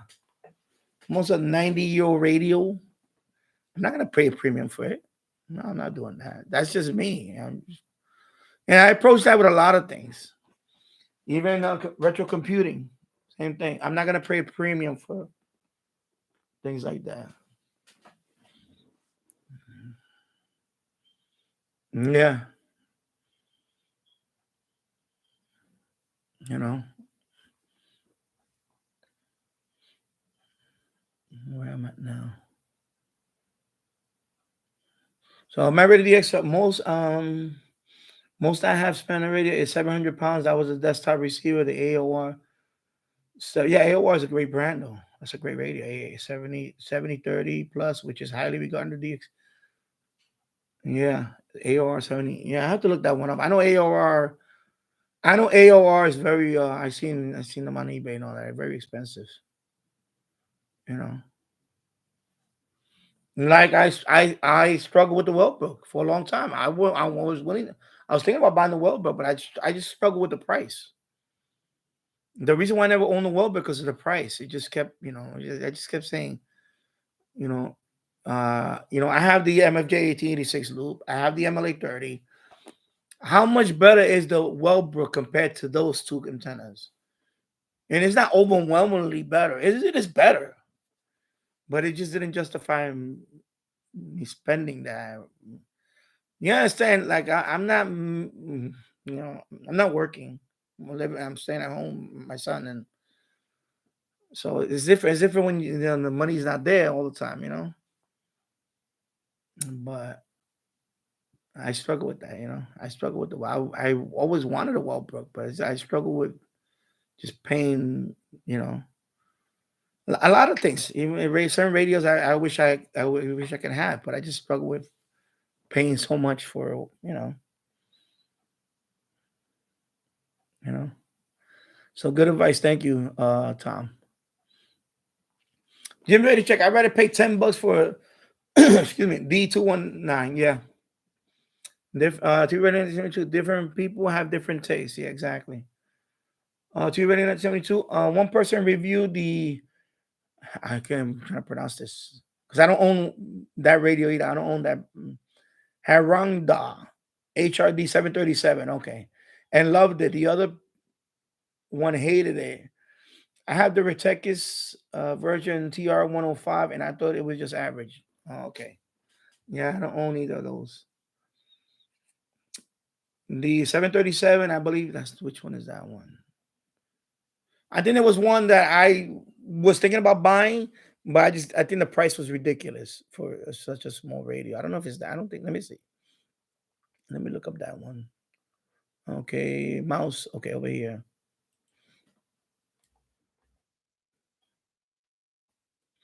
Let me look that one up. That's the 737, right? Yeah, I noticed, and somebody mentioned that in the chat a few weeks ago. I noticed everything is aircraft, like 737.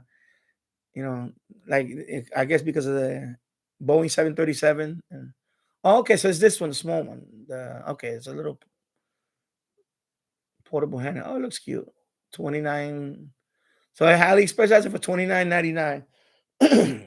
So you said it's just so you had the Retekis version, it's just average. Okay, so but it was another radio that they make that it looks I think it's like a lot more expensive. I think it's an $80 range. I forgot which one. And everybody's raving about that radio. It's a great little radio. And it has something to do with the app. I think they have an app that you could. I forgot which one is that one. I have to. But I was like, okay, this is like too gimmicky with the app. I guess you could control it with the app also. I was like, okay, I'm gonna pass on. I'm not buying that.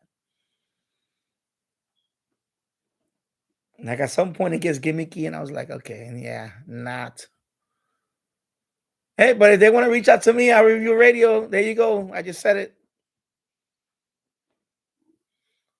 Haranga.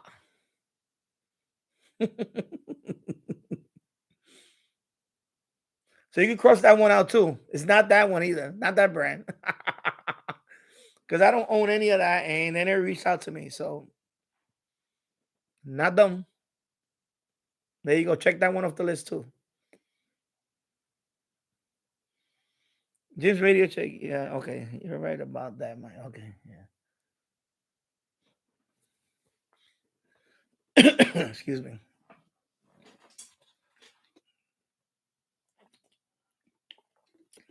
Matt Ready the Extra. I think it was best you did not get the Wellbrook after the preamp failed twice on me. I think so. because yeah, right, like a Beach Boys tune, Harangda. Try to say that 3 or 4 times in a row, and try to sing it. I don't think I want to do that here. Yeah. So yeah, Married DX. Yeah, I know it seems to be an issue with someone. I know you said in your case it failed twice. I think some other I saw I because there's a Wellbook forum. For Wellbook forum, a group on Facebook, and when I joined the group briefly, I just joined just to see. Also, I think it was there's a group on Reddit. I think it's Reddit. I'm trying to remember. I know it was Facebook. Facebook has a group, and or it was a loop antenna group. Oh yeah, it's loop antennas. It's not just Walbrook. It's loop antenna group. So some posts I just saw that. Oh, my preamp failed. I'm like, okay, so this is a common thing that happens with Wellbrook. Does the preamp seems to fail? So, and then I made that video about why they went out of business, and somebody I don't know if that's the daughter. She posted on my I guess she didn't like my take on it, that why they went out of business, why he's closing up shop. So she posted something like no, my dad just wants to retire. It's not because we're losing money because of the MLA 30 and all that. And so I took it like she got a little offended at what I said. And I was just trying to state the obvious that, if I'm new to shortwave or I'm coming back into the hobby or whatever, am I willing to invest almost $500 or whatever? Because I know it's to 300 pounds, but convert that to US dollars. It's with the shipping, not including not which I'm trying to include the shipping in there.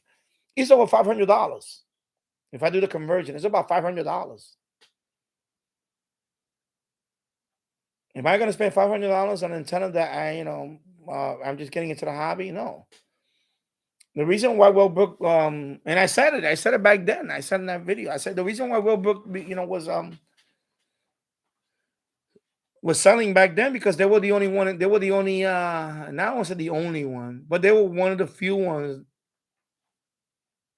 I would say the only. I'm trying to say this without people gonna say you're wrong. You're wrong. I'm gonna fact check you. You're wrong. If I remember, they were one of the first ones to sell, HF loop. There weren't too many companies that were doing that. It was very few companies that were selling a loop. When I bought my MFJ, it was just Wellbrook and the W6 LVP just came out. That just came out when I bought my MFJ. MLA 30 was not even out yet back then. And the big boy was Wellbrook. And I was like, damn, I don't really want to pull the trigger on the Wellbrook right now because I didn't want to get disappointed. So I took a chance on the MFJ 1886. I took a chance on the MFJ 1886, and I don't regret the decision. I don't regret it because it's knock on wood, it's still working. It's still working, and now I have two of them. It's still working. How I would have bought the Wellbrook and it would have failed on me, and they wouldn't be able to. I don't. Well, I heard that I heard that Andy was pretty good about that. He would send you another one if yours failed within a certain. I don't know. But anyway, I wish they wouldn't. I wish they would have just sold off the company to another, instead of just retiring. But anyway, maybe one day I'll see one on Craigslist or something. Pull the trigger for it, but I'm not gonna pay. Yeah, I'll give you $100 if it's still working. If it's working, yeah. So yeah, it was best for me not to. Yeah, but I'm still curious. Plus, that's another thing. With was what you mentioned, Married DX. In Europe, right? A lot of long wave stations are getting shut down. There's fewer and fewer long wave stations now. Over here, we don't have any of that. We have beacons and I don't even have we don't have too many of those here. And medium wave over there, they're shutting down certain medium wave stations. So if I would if I would have bought the Wellbrook by then, it was because I would try to listen into transatlantic. That's what I was trying to. So after a while, I was like, is it really worth it spending all this money just to listen to a couple of transatlantic, maybe shortwave stations, or I don't know. Yeah, exactly, Jim. You can get 8 MLA 30s. You can get 8 MLA 30s for the price of one Wellbrook. And modify them all you want. I have 8 of them. I have 3 of them. I have one outside that I need to put the thing back there because the wind blew the thing off. The element is all this one, and I have another one in the garage that I need to bring out. That's the one with the copper element. So I have 2 of them that are modified, and that one, the one outside right now, is stock. That's the one that's coming into this radio. So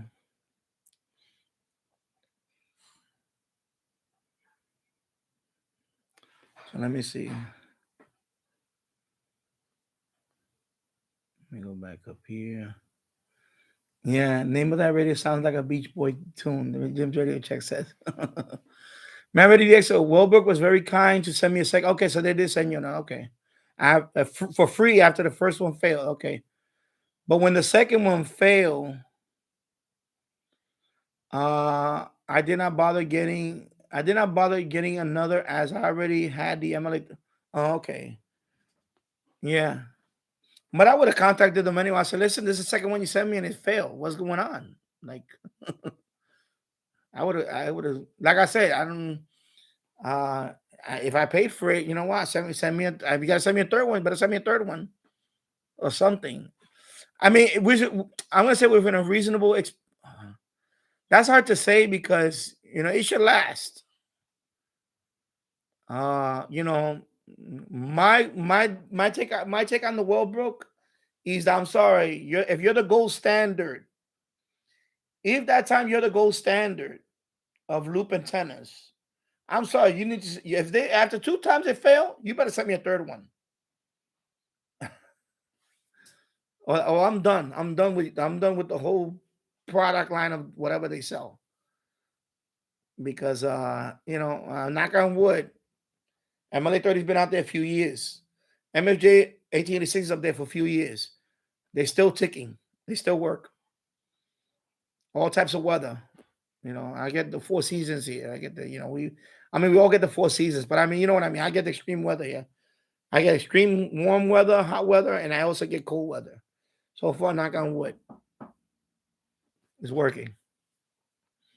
So you better believe I'm gonna put you on a higher pedestal, because you're the gold standard of it. It should not fail. Once I can forgive. Twice, now I'm skeptical. So, and yeah, because I that's a common theme I've seen in some forums, that the preamp just failed. And that's it's kind of disappointing. I was like, man, but but yeah.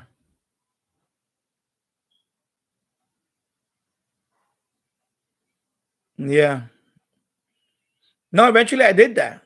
I made videos on that. I made my own loop. I use a copper tube. I use a Balun, 921 Balun. And I said, I'm gonna make my own. I took some heat for that. All right, this is just a Balun with it. I said, yeah, but you know what? That's essentially what a loop is. And then I made mine active. I bought a LNA, low noise amplifier.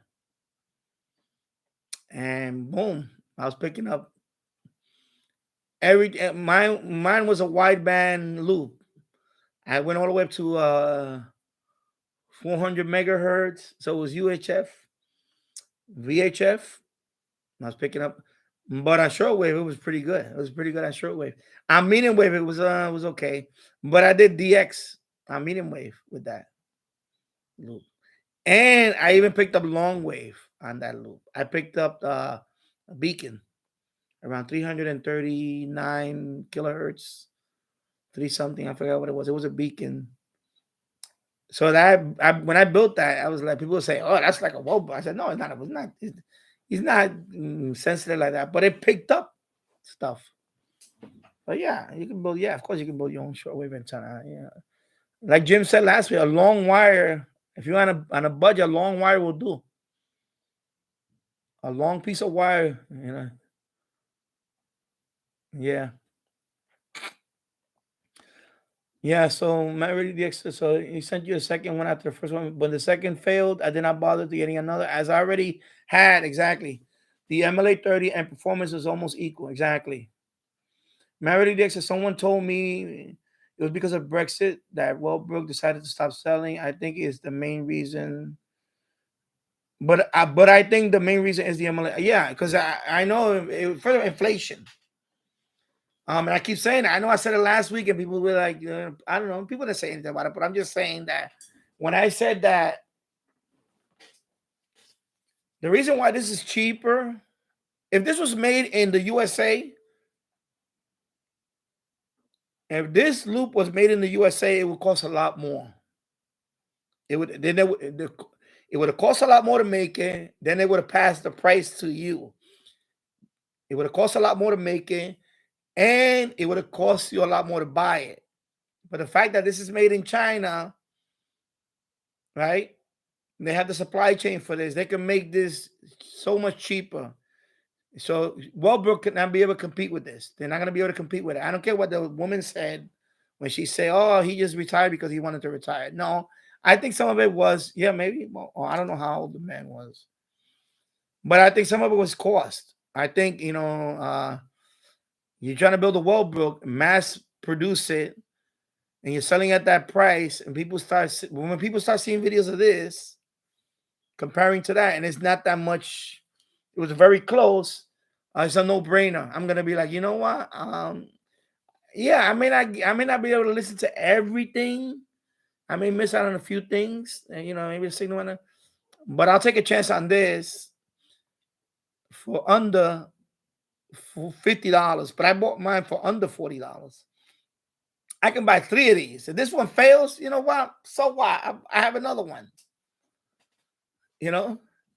Rather than make an investment, because that's an investment. To me, $500 is an investment. That's an investment. At that point, it becomes an investment. And take a chance on that, and then that's going to fail once or twice. Then I live across the pond for shipping. Yeah. See what I'm saying? So he had to compete with that. I'm sorry. I know he had to compete with that.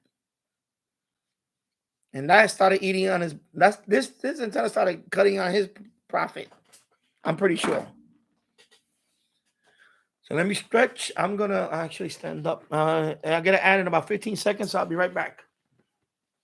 Let me stretch, and then I'm going to.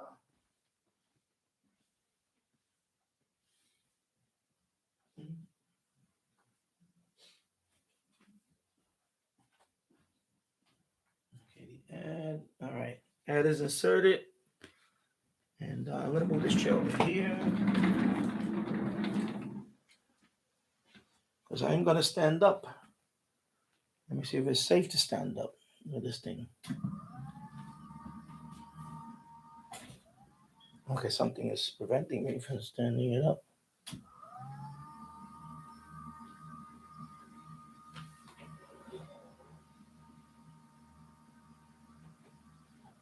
All right, there we go. Yeah, so 2 hours and 24 minutes in the books, 15 people watching. Thank you. 19 likes. Thank you. So I'm stretching now. 2-hour mark. I need to stretch. I haven't been doing that lately. So now I'm up here. So yeah. So let me go over here. So yeah, I think Brexit also. I think just as cost of the materials. Let me put it like right there. I think just the cost of the materials. I think, because inflation, everything is more expensive now. Cost of shipping. Oh my God. It's like, it's expensive. So, when you're competing with this antenna, it's not a fair fight. It's not going to be fair. And they can mass produce this under $50. And the performance is not that, it's not great. I know,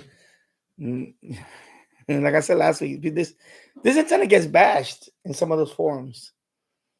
But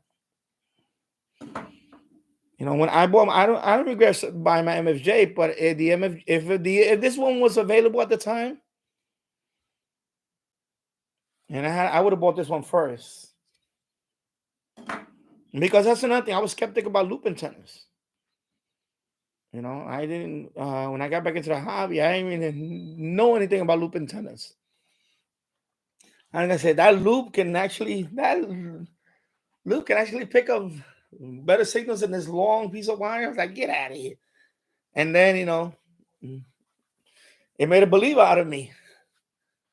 Plus the loop, you can also directional. I didn't think it was possible, but it did. I was like, wow. Shortwave listening became more enjoyable again. So yeah. Maverick DX, I have one that is the original, and I have the other one modified for long wave and medium wave. Yeah, so that's what I did. So this one is modified for, actually the one in the garage. Well, they both the same thing. The one in the garage with the copper element, it is actually better on long wave and medium wave than the original one. It is better. I actually DX with that one. I went down to VLF. I made a video on that too. Went down all the way to VLF. 60 kilohertz WWB time signal. I listened to that on a MLA 30, not the plus. I went on the original MLA 30 modified with the copper element RG8X. Yeah, RG8X.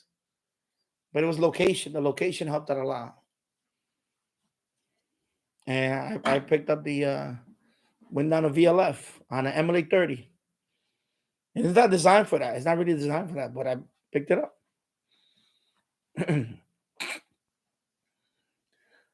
Yeah. James Radio Check. Having the MLA 30 for 3 winters with no problem gets my thumbs up. Yeah, exactly. Mary Ditch, I can still use the Wellbrook loop by attaching the MLA 30s. Yeah, you know what? I thought about that with the MFJ 1886 loop. Like if it ever fails on me, knock on wood, I want it to fail. But if it does, I'm gonna keep the element. Because that one is aluminum. And maybe incorporate it here. So that exactly. So even though I will still use the element. I'll definitely use the element. Yeah, I'll keep the element. I don't throw it out. Keep the element. I have a hula hoop that I found in the trash a few years ago. It has how many turns of wire in there? I think it's like 3 or 4. I forgot what's the number. And I had used that one with this, and it works pretty good too. A hula hoop. I seen people. Somebody did like a what it was, like a delta loop. It's a long piece of wire. I think it was like how wide was it? I forgot the loop. How wide was it? It was over. It was a couple of meters wide. Was it? He had like in a loop hanging. That's another thing I like about this loop. You can experiment. You don't have to use a stock element. You can try different things. Some people, I've seen people use a aluminum flat bar. There's a YouTuber that he did it with aluminum, with a flat bar. You know, in my case, I use the refrigerated coil. They call it refrigerated. It's the thin copper. It's very soft copper. You can bend it by hand. That's the one I used. But that copper originally, that was my original loop antenna that I did a few years ago. And then I just took, you know, that loop and I put it here. I put it on this one. I already had it made. And so that's a good thing about this loop. You can experiment. And like I said, mine, I put the BNC. So, you know, I say it's a fun loop. You can experiment with it. And then, of course, inside I have a ferrite bead inside. And it's fun. It's a fun antenna to play around with. Yeah, so you have yours modified for that. Cool. And you use the Wellbrook. Yeah, exactly. Hey, hello, tune in. What's up, Lee? Lee from Liverpool. What's up, Lee? Thank you, Lee. Long time no see. Robert Osborne, I got a great book on from the library, Build Your Own Shortwave Antennas by Andrew Yoder. I have to check it out. I have to look that up. Andrew Yoder. Okay. I'll look it up. After the stream, I'll look it up. Yeah. Married DX. Oh, he's talking to Jim. Okay, so I'm gonna read that. He's okay. Yeah, but exactly.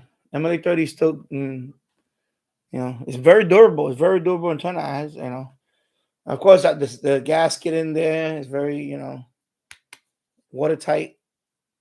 So, yeah, I need to stretch exactly. Tune in, Lee, my man Lee. Radio ID scans and other. Ha. Oh, hey. Okay, hey. Yeah, the Jim J check the MLA 30 performed very well on medium wave. Yeah, it's pretty good. Pretty good. Even with the stock, when I went to Indiana, when I was in Indiana, even the stock element. I took this one, but the element I used the stock element. I was DXing, you know. And yeah, even the stock version too. When I took it to Florida, same thing. I was DX. So it's good. It's a good medium wave, you know, especially SDR. You know, you use this on a you know like a RSPdx, SDRPlay RSPdx. It's good. It's a good DXer, medium wave. You know, it's pretty good. It's not bad. Pretty good. And the stock version, even this one, I like it. It's a good travel antenna. That's another thing I like about this antenna. You know, it's not the big stiff element. Yeah, you can put everything in a bag and throw it in there. You travel. You can set this up 1, 2, 3. I use an old broomstick, and I spike it in the ground. You know, stick it in the ground. So it's a good travel antenna too. That's what I like about this too. It's very good for travel.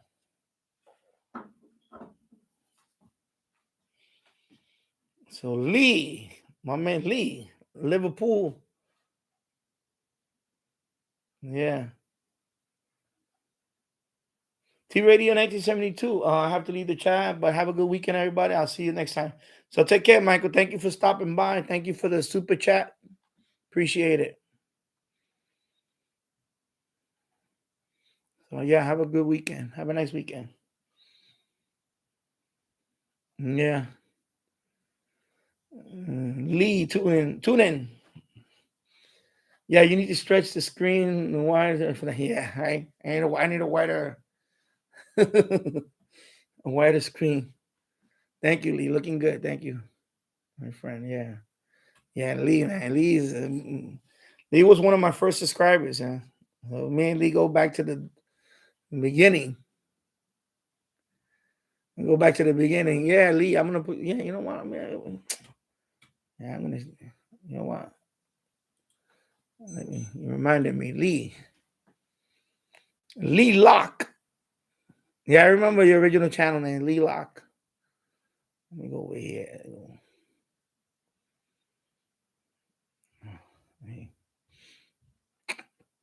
Give me a second here. Let me look you up over here. right here.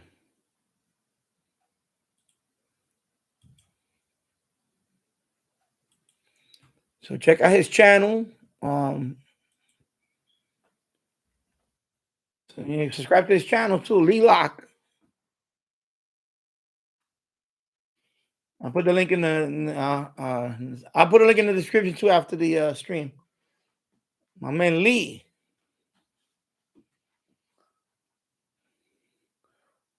Yeah. Yeah, I remember. You got the video shorts there.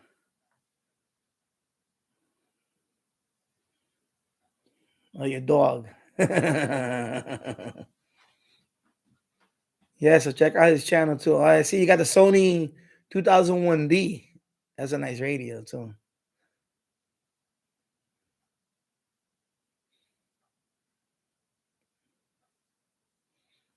Oh, you got the Sony. I remember that Sony too. You have the that's the SW100.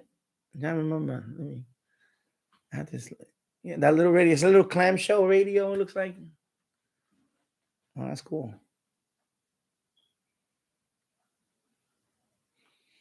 Yeah, hula hoop.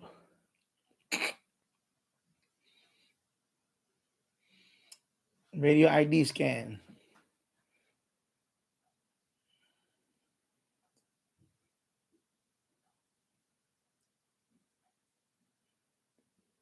Yeah, long time no see, Lee. Good to see you too. James Farley, I'm thinking about co-phasing too. I thought about that. Two MLA 30s. I was thinking about that too. Co-phasing. Might have to look more into it because yeah, that's a good. I think I thought about that too. Co-phasing to MLA. That's another thing. Since they're inexpensive, why buy more? Why buy just one? Buy a couple of them. Get a couple of them because that's a good idea. The co-phasing. So basically, co-phasing is, if I'm correct, co-phasing is you point one in one direction, say east to west. Then you take the second loop, you point it north to south, right? Is asking, and I think the MLA 30. I mean, not the MLA, the RSPdx. I think you can do that without. No, not the RSPdx. Not the RSPdx. The RSP Duo. They have something called diversity. Is it diversity? Is in the software? But it was only for that model. That it'll take the two signals, and I guess in layman's, I'm trying to explain. Let me see. I'll explain that in a minute. Let me go down here. Okay, so co-phasing. Let me see, co-phasing. Yeah, so you're welcome, Lee. Yeah. Check out his channel. Yeah, of course, I'm a subscriber to his channel for years. So check out his channel. He's one of the first. He was one of my first subscribers. Like I said, I love all you guys. You guys are the best. When I started my channel, I got nothing but welcome. Everybody was cool with me. Everybody was like, I sub to their channel, sub to my channel. There's no hate, none of that going on in this universe that we're in. There's nothing but love, which is cool. I always said it. I wish I could meet you guys. I say I wish I could meet you guys in person. It'd be like cool to hang out and all that. Talk about radio. Yeah. So 2 hours and 39 minutes in the books. 16 people watching. Thank you. 18 likes. Thank you. And yeah. So Lee, I've been busy working around on the house. Life gets hectic sometimes. Yeah, I know. We are same here.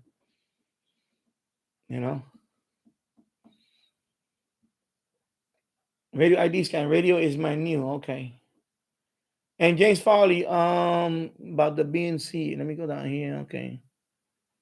Radio ID scans and Yeah. Danny, they adding the BNC connector and better cable gave you better signal. It's hard to say. Well, the reason why I went with it because number one, my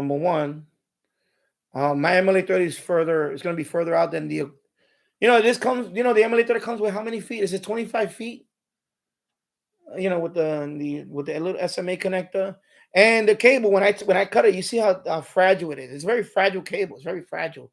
Normally, it breaks at the connector. It'll eventually the connector will break off. So, I knew that the cable that usually comes with it is going to be junk. So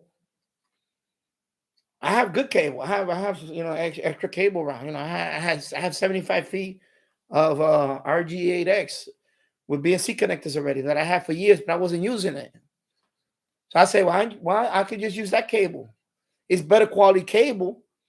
And you know what they say about the cable. The better the cable, the cable helps with a couple of things.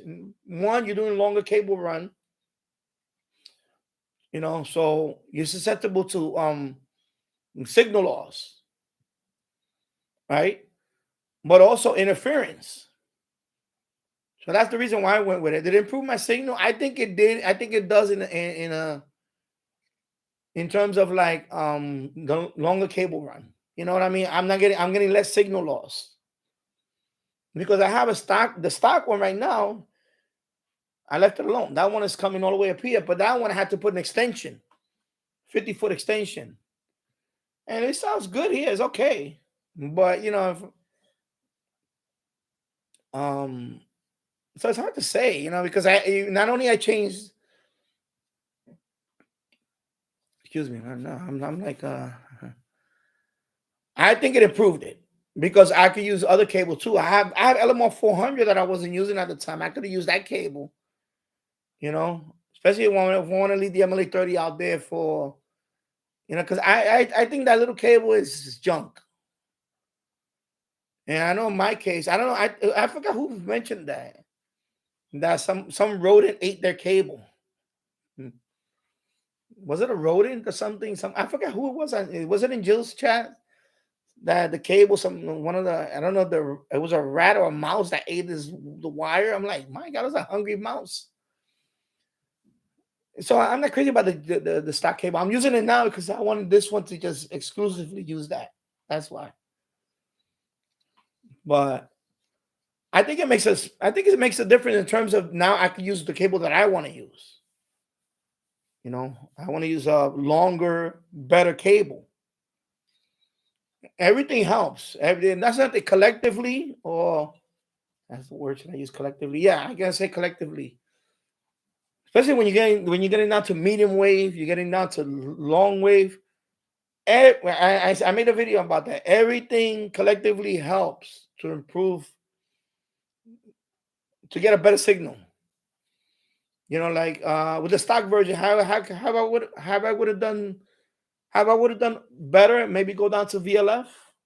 With the stock version, probably not, because of the wire, that thin wire. I'll try it one day. I'm gonna try it. I'll just disconnect this one day. I'll try it with the SDR. See if the stock version I can pick up VLF one day. But I think it helps. I think it does help. I think I know people say, well, people do a little comparison and they say, well, it doesn't. Over a long period of time, I think having this is better longer term, because that stock cable is gonna give one day. It's not meant to be out there all these years. The stock wire, I think eventually it's gonna give. I had a U loop that got destroyed just with the vine, and it broke at the connectors. Because these SMA connectors, let me get a spare one right here. Let me see. These things are fragile. No matter what, I don't care what wire they're. These are fragile. These, let me cover up my mug.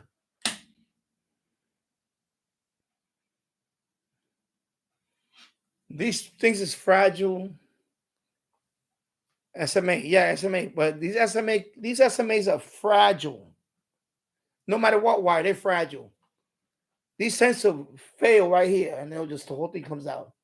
It happened to me. It happened to me with my first MLA 30. Before I did the modification, the thing fell right off. The thing just came right off. I was unscrewing it from the SDR. Boom, it came right off. So, I try to avoid them if I can. If I, but I'm using it for this one. I have, but, like in this case, because the mod idea was another YouTuber, when this first came out, he did a mod. He did this mod. But he never made a video on it. He just showed it. Oh, I did it. But he never showed how to do it. So I decided to make the video on doing the mod. But it was his idea. And I thought about that before. I was like, man, why could I just get rid of this, cable and put something that I want to put in there? That's why I think the next version of the MLA 30, I'm giving you guys ideas. Make it like this already with a, SO239 on it or something. Yeah, SO239 is it? Or BNC. Just make it already, But I understand why they make it with it, because it's ready to use. That's part of the gimmick, is they already have it included, so you don't have to buy cable. But or sell it like this and just throw a little 25 feet of I don't know. But I understand why they did it, but But yeah, this definitely I didn't like the quality of this cable. I don't like it's cheap. And when I cut it, and when I cut it, I crimp and I what is it? When I stripped it, you saw what was in there. What was in there? It's a stranded. I'm gonna get it out in about 40 seconds. The what was it? The my RG8X, right? The center conductor is solid copper. This is not solid copper inside. It's like a very thin stranded wire. It's very fragile. So this is really low quality wire. So that's why I rather go with the BNC for, if I'm going to use it. I'm going to get it in about 10 seconds. So I'll be right back. Yeah.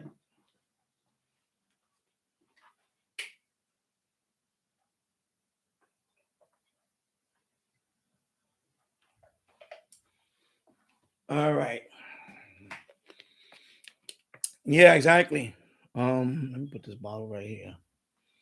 All right. So the ad is inserted. Okay. So I think collectively, I think it did improve. So not only the BNC, but when I opened it up, I also put a ferrite bead inside there. Instead of having the wire with the ferrite bead, there's a little thin wire in there. I just put a ferrite bead in there. So I try to what do you call it? It's already 2 hours and 48 minutes. That's why my mind is going a little blank now. Sorry about that. I'm trying to minimize radio interference inside from the source before it even goes through the wire. That's why I put the ferrite bead. That was another idea that was my idea that I came up with. And I saw that because of a smart meter. When I was walking down the street, I saw, smart meters outside the houses. So the smart meter, I saw there's a little wire that's in there. I get, a little thin wire like this one. And I saw it had the ferrite bead. I had the ferrite. You snap on one of these ferrites. And I said, you know what? I'm gonna incorporate that in here inside when I open it up. Just to, try to minimize radio interference from the source before even going out through the cable. So that's what I did. So, and I think all of that together, it helps. The stock version is pretty good. If you don't want to, you don't have to do the BNC, but I did it because of experiment. I wanted to do it anyway. And that was actually one of my first times that I actually put a connector. Believe it or not. So that's the good thing about this antenna too. It's tinkering. It's fun to tinker with it. If I break it, I'm out $40-something. Yeah, but it's not a $500 I'm out of. It's $40. So yeah.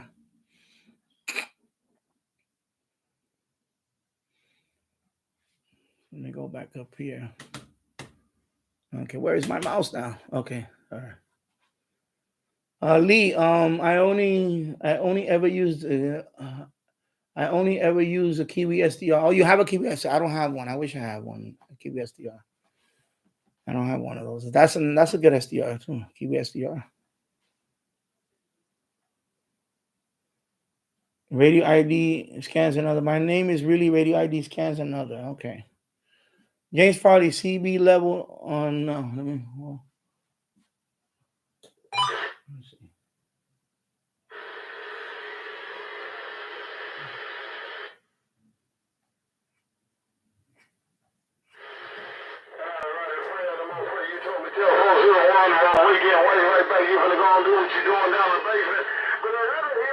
Super Bowl.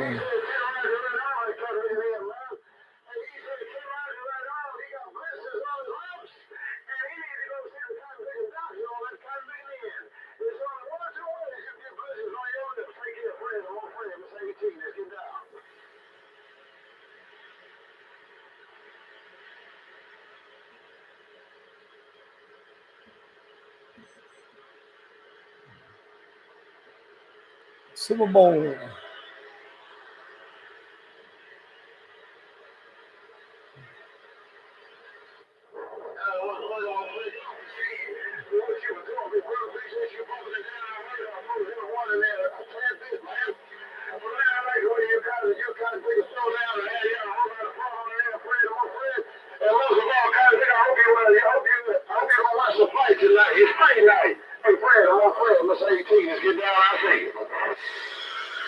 Yeah. Let me lower for a minute. Yeah, we've been having a lot of rain here lately. And yesterday we had 8 inches of rain in 24 hours. About 8 inches. But yeah, I've been having a lot of rain all these days. The ground is already saturated as it is. But we have a break now. For a few days, we're not going to have rain. I think for the next 4 days. So, yeah, we need that today. Next few days. Right now, I got my sump pump running 24/7. It's been running since yesterday, pumping out any water that's coming in the basement. So, yeah, I know Channel 6 is a. Let me see if I can.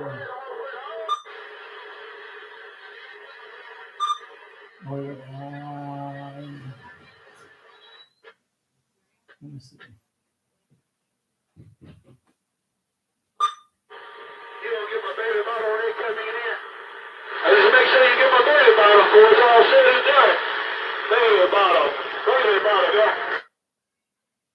So there's a few channels. Channel 11 is scanning now. Holy man. Hey, go on, you ain't got to come back. Hey, BT, what's going on, Cosmic? Hey, BT, in New York, what's going on, Cosmic? BT, I'm right back. Come on. Let's scan.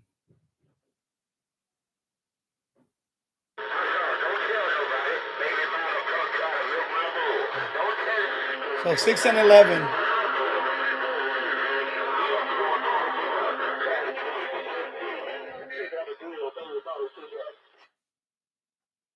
So far 6 and 11.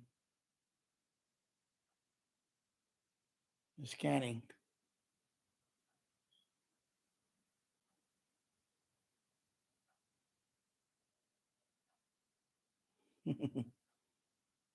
Yeah, I like this I radio. can't put no words in your mouth, but I wish you would call that other hillbilly that's up there in Denver so I could put my foot between his two back pockets. Hey, Fred, I wish you would call that other hillbilly that's up there in Denver so I could put my foot in between his two back pockets and tip off.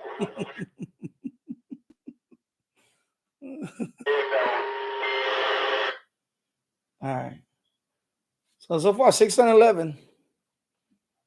Okay. There you go. All right. Cotton picking minute there.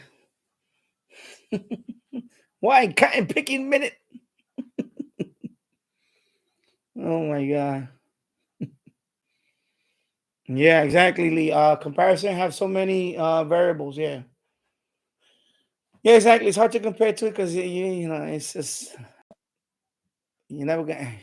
The other day I got another comment on my MLA 30. It was an MLA 30. When I did the MLA 30 comparison with the MFJ 1886 loop. Now I got another smart aleck comment on that. Like the guy, oh, I was no, it was yeah. There was one that was that one. There was another comment from another video too that I got the other day. And it's always the channels that there's always somebody that has no videos on their channel. They just forget it. It's like, you know, and I keep saying it. Don't try to make everybody happy because you're never gonna get that thing out of your head when you go on YouTube. You're never gonna make everybody happy. Just forget about it. Don't even think about trying to do that. It's impossible. So I had a comment the other day. It was about my MLA 30 when I did the BNC. I did the was it the BNC? Oh no, it was the it was a comparison. Okay, it was a comparison. So the guy said, I'm trying to remember the quote. It was something about that when I do the comparison, right? I'm switching between antennas. So every time I switch, I have to tell you I'm switching over to MFJ 1886 loop. I go back to MLA 30, MLA 18. You know what I'm saying? Every time I switch, I say it what I'm doing. Because if I don't do that, people are gonna get confused. So he accused me of that I'm talking too much. That why do I turn off? No, why do I lower the volume to? He made no sense because anybody that knows, I'll give you an example. The MFJ 1886 loop. No, it has to do with the RF attenuation. Okay. He said, why do I lower the volume every time I'm going to switch? I said, because I know a medium wave that happened. You have to lower the RF. On one of the loops, I had to lower the RF a little bit. Because otherwise, it's just noisy. So you have to, when I switch, I have to do all these things too. So the guy said that I was talking too much. You know, I just deleted the comment. I said, it's stupid. Like, just stop it. Like you can't, people can't thank you for trying to do a video. Like they try to nitpick every little thing about that video. Nitpick everything about that video. Some people say thank you for the comparison. Some people say I talk too much during comparison. Some people say when I switch, that why do I always tell people when I'm, you know, like I have to talk when I switch. Otherwise, you don't know which one is which, right? You know, your SDR, it says, you know, what is it? Port A, port B, port C, right? You know, the RSPdx. So I have to tell people switch into the MLA 30. And I give you you know, like 30 seconds to listen to it, or 20 seconds, whatever. And then I switch it back. Okay, now I'm going back to the MFJ 1886. I have to say that. If I don't say that, then you're gonna get lost. You're gonna get lost. Like, okay, which one you doing now? You have to. So he accused me of talking too much. Basically, that's the bottom line. These are the same idiots that don't have no videos on their channel. You know, they just have a channel. You know, they have an account. That's it. And they're criticizing the hell out of my video. I'm like, are you kidding me? I talk too much? I'm trying to tell people how to, because he's saying that when I'm switching, I'm always, you know, talking when I'm, of course I have to talk when I switch. Right? I have to talk when I switch. This is the MFJ 1886 loop. I'll let you listen to it. Now, MLA 30. I have to say it. If I don't say it, I go back and forth, you're going to get lost. Anybody will get lost. Even me doing that get lost. I'm kind of reminding myself too which one is which. So for that little thing, he accused me of talking too much. Less talking. Maybe you do less talking. Are you kidding me? You serious? Like it took you all that time to write that dissertation that you wrote just to criticize? Are you stupid? I had to talk about that today because it was a few days ago. I deleted the comment. It was stupid. I said, "You're not gonna get out of here." Like I'm telling you. And then I need another one with 3 antennas. Remember, so that one I had to say even more. This is the unfair. This is the mini whip. This is the MJ1886. Because I did one that a 3-way comparison. But you have to say every time you switch, you have to say it. You have to say every time you switch. Otherwise, the viewer is going to get lost. He's going to get lost. He's going to get lost. He's going to be like, one antenna that he's switching to. I have to say it every time I switch to it. One antenna. MFJ1886 loop. You listen to it. You listen to it. Mini whip. And you listen to it. I have to say, if I don't say when I'm switching, you're gonna get lost. So this guy's an idiot. He just wanted to get under my skin, I think. He just wanted to he wanted to troll me. I think that's what it was. Are you kidding me? Like this, and then of course it's typical. When you go to those channels, they got no videos. If you're so smart, you do the video. Try to do a three antenna comparison. And first of all, just to set that up is a logistical pain in the ass sometimes. And then I have to, set it up on the SDR. And, come on, you kidding me? You're going to criticize me because I just tell you what I'm switching to back and forth? Seriously. Oh, my God. Oh, Jesus. I'm telling you, you can never, and there's always going to be one person that's not going to be happy or whatever, whatever. Give me a break. Now go back to. I have a bit like that other one. Hello, Keystone Boss. I salute you. I see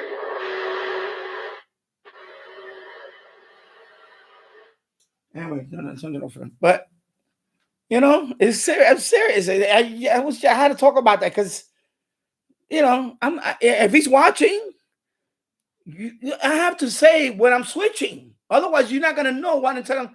Because you can see it on the screen. Because I even said in the beginning, antenna A is gonna be the MFJ1886 loop. The antenna B is gonna be the whatever, the end fed. Antenna C is gonna be the mini whip or whatever. I forgot what it was. If I just mention in the beginning and don't say it after that, you're gonna be lost because I'm switching back and forth. I let you listen to this one. You're not gonna remember what I said 10 minutes ago, or 5 minutes ago, or even 3 minutes ago. You're not gonna remember which port. I have to say it every time I switch. Now you're listening to the mini whip. Now you're listening to the MFJ86 loop. Now you're listening to the end fed. Like the guy must have sat on a cactus or something. He probably sat on a cactus and he had a bad day. Like, Jesus Christ. Some people are just. I just delete that. So I'm not even gonna try to reply to it. I just say, you know what? I'm deleting the comment. Leave. Please don't comment again on my channel. Jesus Christ. I mean, how much thought he had? He was just sitting there. I just can't stand this guy's voice. Oh my God, he's really annoying me with his voice. Oh my God, I'm gonna give him a piece of my mind. I'm gonna give him a piece of my mind. That's what he did. That's what he did. He said, I'm gonna give him a piece of my mind. Idiot. Jesus Christ. Because when I switch, I mentioned it. Of course, I have to mention it. Of course, I have to mention it. What an idiot. Maverick DX said yes, the SO239, which is the female, yeah. And PO259, it has the pins the male, yeah. So yeah, I see somebody actually put the SO239 on this one. I was thinking about doing it, but I thought it was big enough that I would have had to get rid of that gasket. I don't want to do that. That's why I went with this one. But I see somebody actually put a SO239 in, but I think he did it on this side. He went to the other side and he just put it. Maybe I may get another one and do that mod. SO239. But I like the BNC. It's fine. Yeah, Unidarn Lee PL259 is more hard. Yeah. Yeah, it's a much durable. Yeah, because I'm not a fan of the SMA. I'm not a fan of this cable. To be outside all the time, I'm not a fan of it. Yeah. So 3 hours and 6 minutes in the books. 16 people watching, 19 likes. Thank you. So radio IDs, Cam, what are you doing? I was listening to the CB radio. That's CB radio. Citizens band. 27 megahertz. So that's part of the shortwave band, believe it or not. 27 megahertz. But that's CB radio. James Radio Check Channel 6 has been loaded with powerhouse stations for years. Yeah. Radio he's laughing. You're laughing at my rant or something. I don't know. Yeah, I tend to rant. Sorry. And I'm trying to keep it clean. I do comparisons anyway, just to show the difference, even if they're technically they might not exactly, but the guy was really adamant about I was talking too much between. I have to mention when I switch. Otherwise, me as a watcher, I will get lost. Because I've seen videos like that where the guy doesn't say anything. He just goes click, click, click, click, click. He's not saying anything. I'm like, okay, which one you're on now? Are you on the MFJ or are you on the MLA 30? Which one? Well, And then I don't know. It was another guy that says that there was another video that again, when I make a tutorial, I like to talk a little slower. Because I watch tutorials where the guy's talking too fast. He's going too fast for everything. Like, and you do this, and then you do this, and then you do this, and then no. Slow down. Some people are preoccupied with the time of the video. I don't preoccupy about myself with the time. When I want to watch a video, when I want to learn something, I'm willing to take the time to watch it. Understand? That's the way I want to make my videos. I want videos to be like, when you watch my video, I want you to sit down and relax. I'm not gonna rush through it. That even a dummy like me, even a dumb like me, can learn from you. You understand what I'm saying? So I got to go to the lowest common denominator. I go slow. So this guy said that I was talking too slow. I was taking too long. Like, you can't win. You can't win with it. But that's why but that's like the 1%. Not even the 1%, less than 1%. But there's always gonna be somebody like that. You might get 10 comments that'll be like, good video, thank you. You're gonna get that one person. I don't know, he's living under his mother's basement. I don't know what's wrong with the guy. I'm talking too much. Then you do the video. You're so smart. You do the video then. My God. So that guy was like, I was going too slow. I was like, no. When I do an instruction, I did that with my crypto channel. My crypto channel like that too. I did tutorials on my crypto channel. So I think that somebody commented on my crypto channel that I was going too slow. Especially crypto. Crypto is not easy. If you don't know nothing about crypto, you better be right on crypto. Crypto, if you mess up on a digit, when you do the wallet address, if you mess up on one character, you can send it to the wrong wallet. And that's it, your money's gone. So when I emphasize certain things, I go slow. I say, remember, send it to your, well, not this wallet. Send it. If you send it to my wallet, I'll take your crypto. Thank you, because you're not gonna get it back. Well, I've got, if it's an app, might be, I don't know. But if you say if crypto is crypto, you have to be right when you're sending your money to another wallet, and then it's a whole. If you're not into crypto, yeah. So those videos have to go slow and explain people like a novice. Like I'm a novice. I was a novice in crypto, and I couldn't watch. There's some videos I couldn't watch. They were going too fast. They were going too fast. No. I had to slow down. That's why you have a pause. Click on it, pause it. That's what I tell people. Click and pause. Make sure you got the right.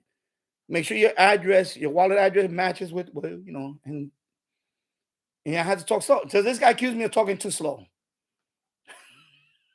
Are you kidding me? And nobody made a video on that particular, because I live in New York, so New York is very restricted when it comes to crypto. So I had made a video on how to get a particular token that you can't get in New York. It's banned. So you have to go to the one. You have to go to one exchange. Basically, you take Bitcoin, you convert Bitcoin into another coin. It's something like that. But I had to explain it and break it down. And it was a long video. It's like 30-minute video. Man, people accuse me of being too slow. No, I'm trying to explain to you because if you don't go slow, you could get hurt. You know what? You could lose your money. When you send crypto to the wrong wallet, you're done. There's no refund. You got to get it right in crypto. If you send it to the wrong wallet, that's your money. Your money's gone forever. All right, I get an ad in about 10 seconds. So let me walk over here for a minute. I'm gonna stretch my leg. I don't want people to see. Let me stretch. My thighs are getting a little sore. All right. So I want to go for a 4th hour today. So 3 hours and 12 minutes. I want to go for 4. Let's go for 4. You want me to stay on for another hour? Say yes. Yes.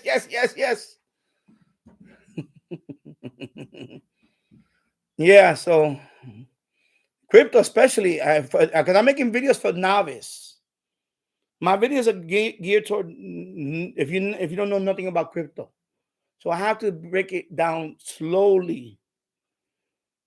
Crypto is one of those things you could get hurt real bad. You could get scammed like that. Or you could lose your money like that. If you don't know what you're doing. You got to know what you're doing. So my videos help people that are getting into crypto. Especially in New York. You say it in New York. Like for example, I know I was going to go over some people's head. This token called BNB. Binance. In New York is banned. Binance is banned in New York. So if I want to get that Binance token, I have to go through another exchange that's located in the other side of the world because that exchange also is banned in New York. So I have to go through my exchange to KuCoin. I have to buy. So basically, I'm going to break it down real quick. I have Coinbase. I buy my crypto in Coinbase. Bitcoin. I bought Bitcoin on Coinbase. I got to send my Bitcoin to another exchange in where's KuCoin located at? I think it's in Hong Kong. So take that KuCoin. I send it a KuCoin. Now in KuCoin, since it's legal in that exchange, I can switch that Bitcoin to Binance. And then I have to send it to a wallet because I can't send it back to Coinbase. Coinbase won't take Binance. So I have a wallet too, an external wallet. They call it like MetaMask, called MetaMask. And I send that Binance to MetaMask. And now it's in my wallet outside of Coinbase. And now with that Binance coin, I can buy other coins. Because it's a whole different, it's different blockchains. So, so you got to explain to people about that. Bitcoin is one blockchain. Ethereum is another blockchain. There's a whole bunch of blockchains. If I send Bitcoin to Ethereum wallet, you'll lose Bitcoin forever. That's how serious it is. You can only send Bitcoin to another Bitcoin. You can't send Bitcoin to Ethereum. You have to convert it before it's so I got to explain this slowly, and I get heat for that. Oh my God. And And I'm doing this because you know what? I was a novice in crypto. I got into crypto. I was a novice, and there wasn't many videos about there. So I decided to make videos, especially living in New York, to get Binance coin or to get another Shiba Inu. There was another coin called Shiba Inu. Years ago, I couldn't get it in New York. It was banned. Not banned. It was not allowed yet. So that's another one I had to convert the Bitcoin to this coin, and then I get this coin to get, man, no matter what you do, there's always going to be that one person that's just, I don't know if he sat on a cactus or something happened to that person. Wow. You're always going to have that one person. You're going to have one of those haters are going to be my waiters at the table of success, right? Like Eric Adams said. Eric Adams said that quote. Haters are going to be your waiters one day. You're not gonna win every time. Somebody that's gonna be like, you. I'm gonna give you a piece of my mind. Like you don't know this or whatever. So crypto is one of those things that you have to explain it right, because that's somebody's money. So you have to reinforce it before you do this. Look at your wallet address. Make sure it's the wallet you want to send it to. If you send it to the wrong wallet, you're never gonna get your money back. There's no 1-800. Oh, I sent my money to the wrong bank. Can I get my money back? It don't work that way in crypto. You send money to the wrong wallet, your money's gone. You're never gonna get it back. That's it. And it happens just like that in seconds. You won't get your money back. That's it. You lost that money. So I have to reinforce people because it's a warning. It's like warning. Make sure. So I reinforce it. I say, make sure your wallet address is the one you want to send it to. Make sure it's not. And make sure the wallet matches with. The address matches with your wallet address. It's very important. And when I say that, people, I get heat for that. I get some people. You talk too slow. God. Oh, yeah. Mary DX said, "Oh yeah, I had that when someone said I do not know what am I talking about, and I checked their channel. They have zero video, and that says it all exactly. Like, you don't know what you're talking about. Okay, smart ass. Why don't you make a video on it? Carl Witzman. Hello, Carl. Good to see you again. Hi. You have to say when you switch, just like you said, and they just want text me. Yeah, but I don't want to be putting text every little time I switch.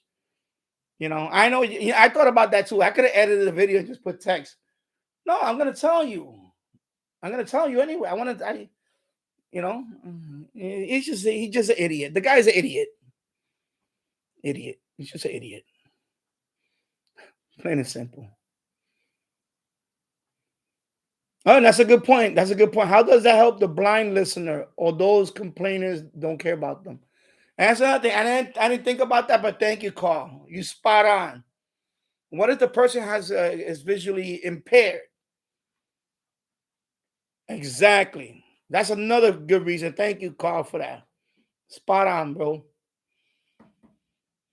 Already ID scan and other. I know, like, why you have to take that is impatient. Yeah, but that's a good point, Carl. You have some viewers that are visually impaired, and where there's limited. For example, I wear reading glasses right now just to read the chat. I have to wear these reading glasses. These are reading glasses. If I take these off, I cannot. Right now it's blurry. I just took off my reading glasses. Right now it's blurry. I cannot see it. I don't have to go like literally right there, and still. You see? So imagine when I'm showing them the SDR screen, it's a little in the corner, the upper right corner. It's going to be the port A or antenna A, antenna B. It's a little light. That's it. It's a little light. So if I'm clicking that little button, the button back and forth, they're going to get lost. You have to tell them what type of antenna it is. And I also tell them, not only when I'm switching, when I said, look at the noise floor. Because sometimes I have to, like, for example, when I go to medium wave, the MFJ 86 loop, compare it to, for example, the NFET. If I compare the NFET to the MLA 30, right, on medium wave, I have to, on the NFET, I have to lower down the RF gain. Otherwise, it will be crazy. It will be too noisy because the RF gain on the I have to lower the RF gain a lot more on the NFET than the MLA 30. Otherwise, just be overloaded stations. It will be, so I had to do that too. And I had to explain to them. It's just, some people are just, prickly, prick, sitting on a cactus, I guess. Yeah. Carl, which I'm just gonna say Carl, because you're in the car, Carl. Carl, yeah, I am just glad that people put videos here. I appreciate it. Yeah, exactly. Same. Glenn Dancer, screw that guy. Your regulars love your channel. I know. And thank you for that, Glenn. Exactly. But I just like to talk about it because it was, because you know why? There's a lot of you guys have channels, and some people actually take it personal. I have people that take it personal. Oh, the person don't like me or whatever. They want to shut down their channel. No, he's an idiot. I'd say you're gonna let one idiot dictate what you're gonna do on your channel? No, of course not. Take care, Hamradio DX, and thank you for the super chat. And enjoy your weekend.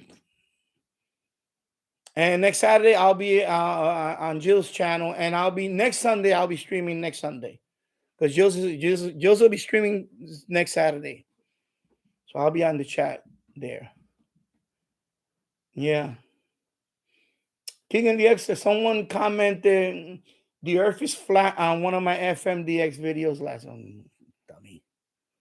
Yeah. And I really did say because that person's brain is flat. Yeah. King says, I suppose so. Jim's ready to check. Crypto sounds like a Java Superman. Yeah, right. Crypto, like kryptonite. Yeah, but crypto is one of those topics that you really have to pay attention to, because if you don't know what you're doing in crypto, you could get hurt. You could lose a lot of money. There's a lot of scammers on. When you're watching crypto, there's a lot of scammers on YouTube.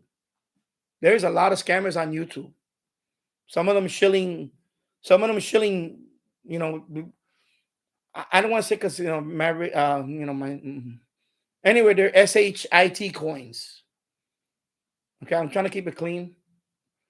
But there's a lot of YouTubers out there that pump and dump these coins, and they'll tell you, "Oh, I made 100%, 200% profit on this," and they just want you to buy their tokens, and then you got to be careful with crypto. You have to be careful. That's why my channel in crypto, I talk about all that. I talk about all that stuff because I never got scammed on crypto myself. I never got scammed, but I know people that got scammed. I know people that lost a lot of money, thousands of dollars, because they bought this token. They thought it was going to be the best thing since, and the token went down to nothing. The guy, they what do you call that?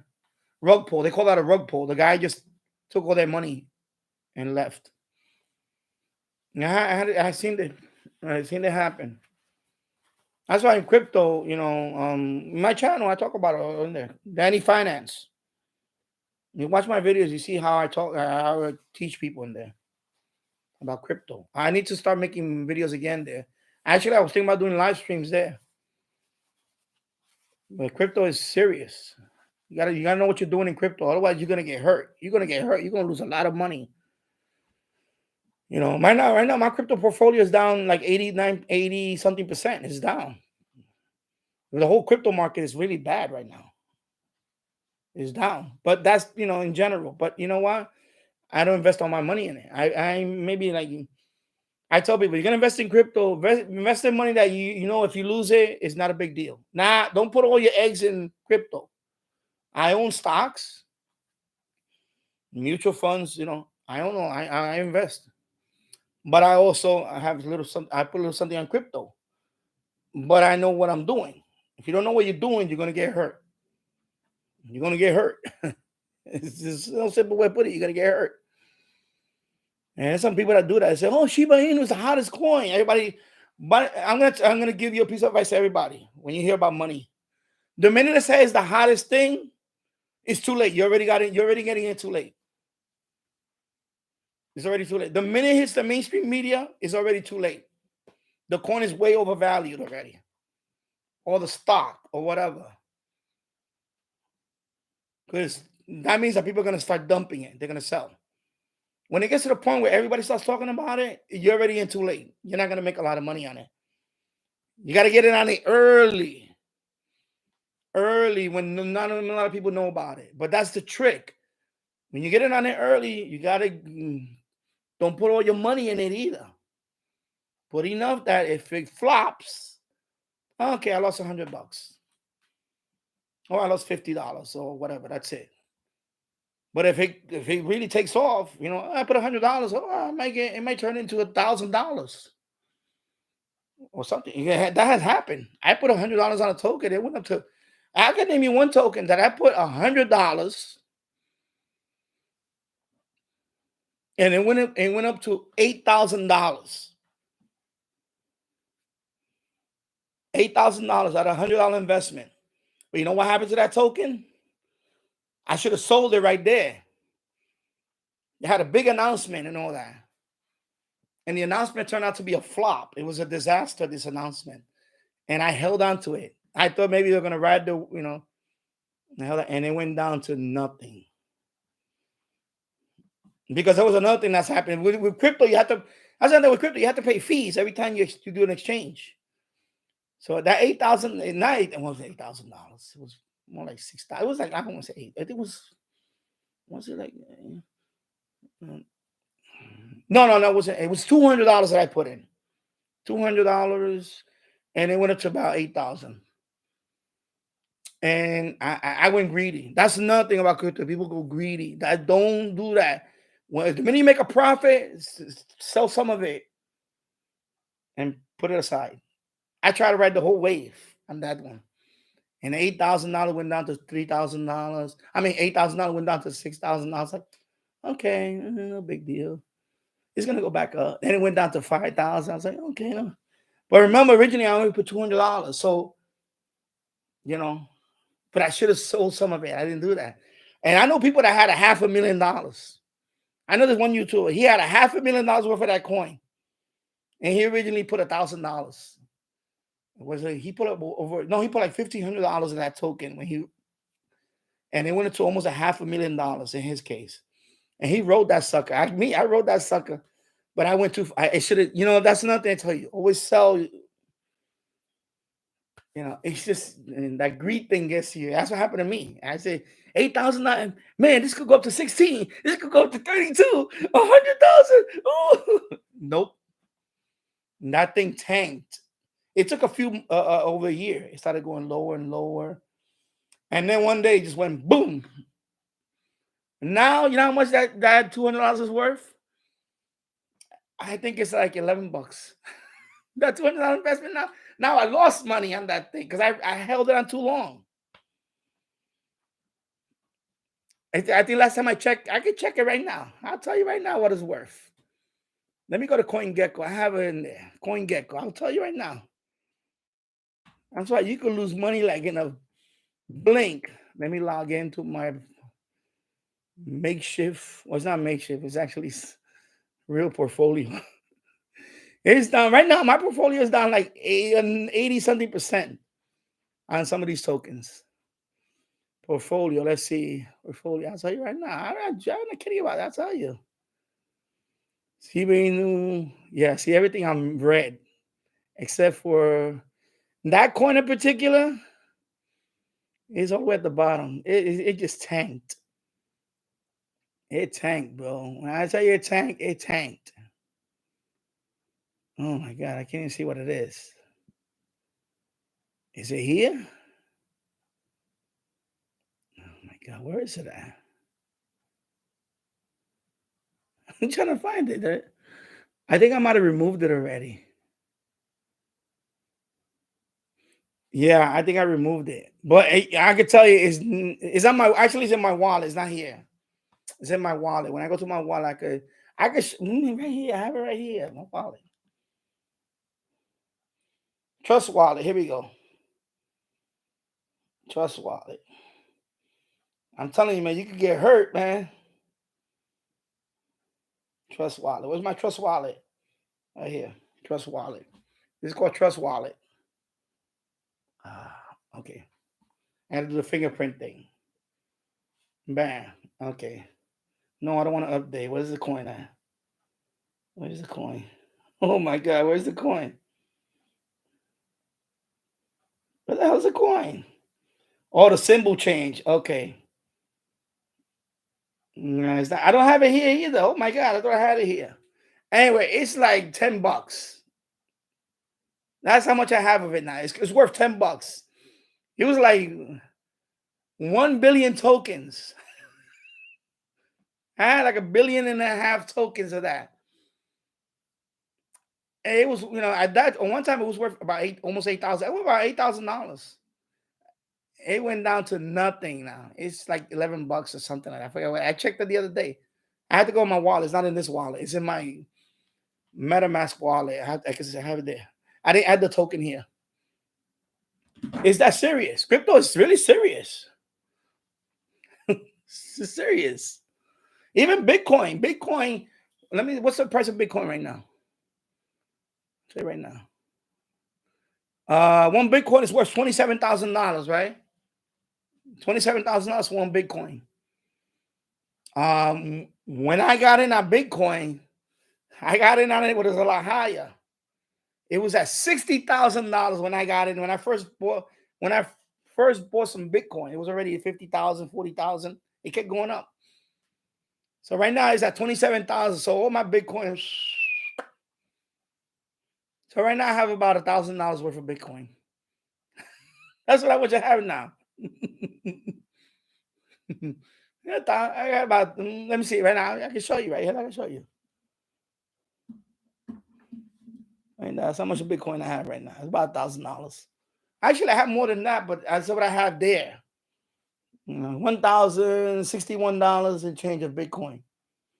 So it's 0.3 by a long decimal number of Bitcoin. Shiba Inu is right there. Shiba Inu, I have about $800 worth of Shiba Inu. You see? And then you got Gemini USD, all that right there. I went down, bro. The all-time high was in the bull market in crypto was in November of 2020,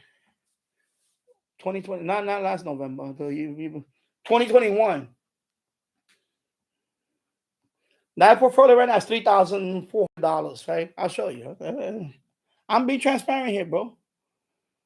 3,400, right? November 2021, that portfolio was over $27,000. Okay? $27,000.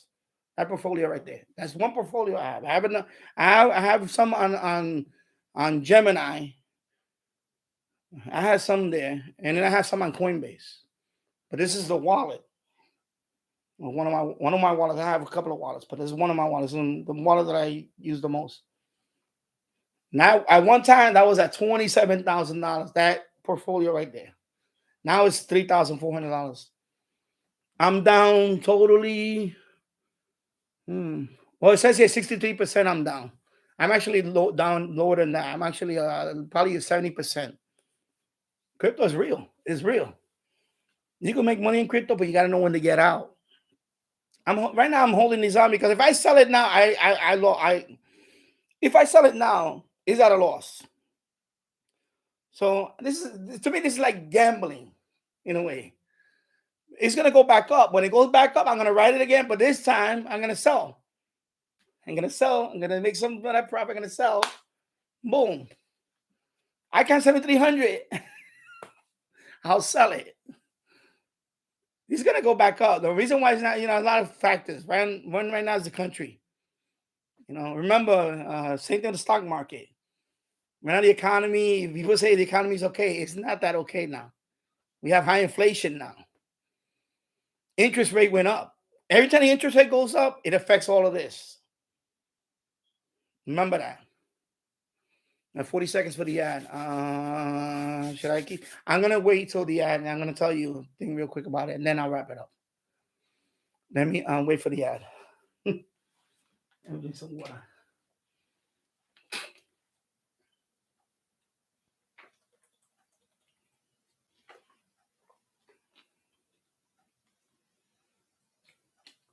Come on, ad. There'll be one more ad before the, because right now it's 3 hours and 35 minutes. Then the next ad will be at the 4-hour mark. So there's the ad.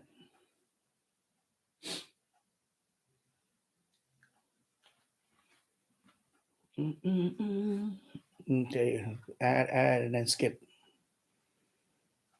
All right. Crypto, your stock investment, anything. When interest rate goes up, your stock market goes down. It's simple as that. But also when interest rate go up, what happens? Housing becomes expensive. Mortgages become more expensive. So interest rate kind of hurts the economy in a way. And higher interest rate, yeah. If you put money in the bank, like for example, high interest checking or certificate of deposit, yeah, you could get a fixed rate, guaranteed fixed rate. You could get maybe right now, 6%, 7%. It's going up right now, interest. Also, you're gonna pay a lot more for your credit card now. Interest rate, it hurts more than it helps. High interest is bad for a lot. It's bad for the economy. High interest is always bad for the economy. So when the Fed raises the rate, that means you're paying higher interest. Guess what happens to the economy? And the opposite. When they lower the interest rate, more people borrow money, more people buy things. The economy becomes better. It raises the economy is better when the interest rate is lower. It affects everything, even crypto. That's why crypto right now is beaten down because of inflation, and they keep raising interest rates to keep up with inflation. So I think after 2024, hopefully things will get better. And that's when I'm betting on this to go up. So that's why, my screen froze. Oh, okay, it's freezing now. Okay, I'm getting jittery now. Oh boy. Oh, yeah. Anyway, so that's it. In a nutshell, that's what it is. So you got to know these things. You got to, and then when I teach people these things, you got to be patient when you invest. Some people try to make money. Oh, I just want to make a whole bunch of money, and it don't work that way. You can make money like that. That's called day trading. You can do that. I don't do that. I invest for long term. I don't want to rely on Social Security only. I don't want to rely on Social Security only when it's time for me to start collecting in about 5 years. I want to have a little something on the side too. I want to have a little, you understand? So yeah. These people running or ruining, yeah, they're ruining here. All right. I see the numbers going down, but I think I'm gonna call it a day anyway because I got 7 people watching, 21 likes. I've been on for 3 hours and 39 minutes. I think that's good for today. And we're getting off the topics anyway. Yeah. Richard Califano, thank you for the also super chat. These people don't know how to. Yeah, exactly. But I don't want to get into that whole thing right now. I'm gonna sign off now. So thank you everybody for watching. Thank you for the super chats. Really appreciate it. Jill's is gonna be on next Saturday. I'm not gonna stream next Saturday. I'm gonna stream on Sunday, next Sunday. But I'm gonna be on his chat next Saturday. So he'll be back next Saturday. So everybody have a great have a good weekend. Have a great week. I'll see you I'll see you Saturday on his stream, and then I'll see you Sunday here. Take care. Good night, everybody.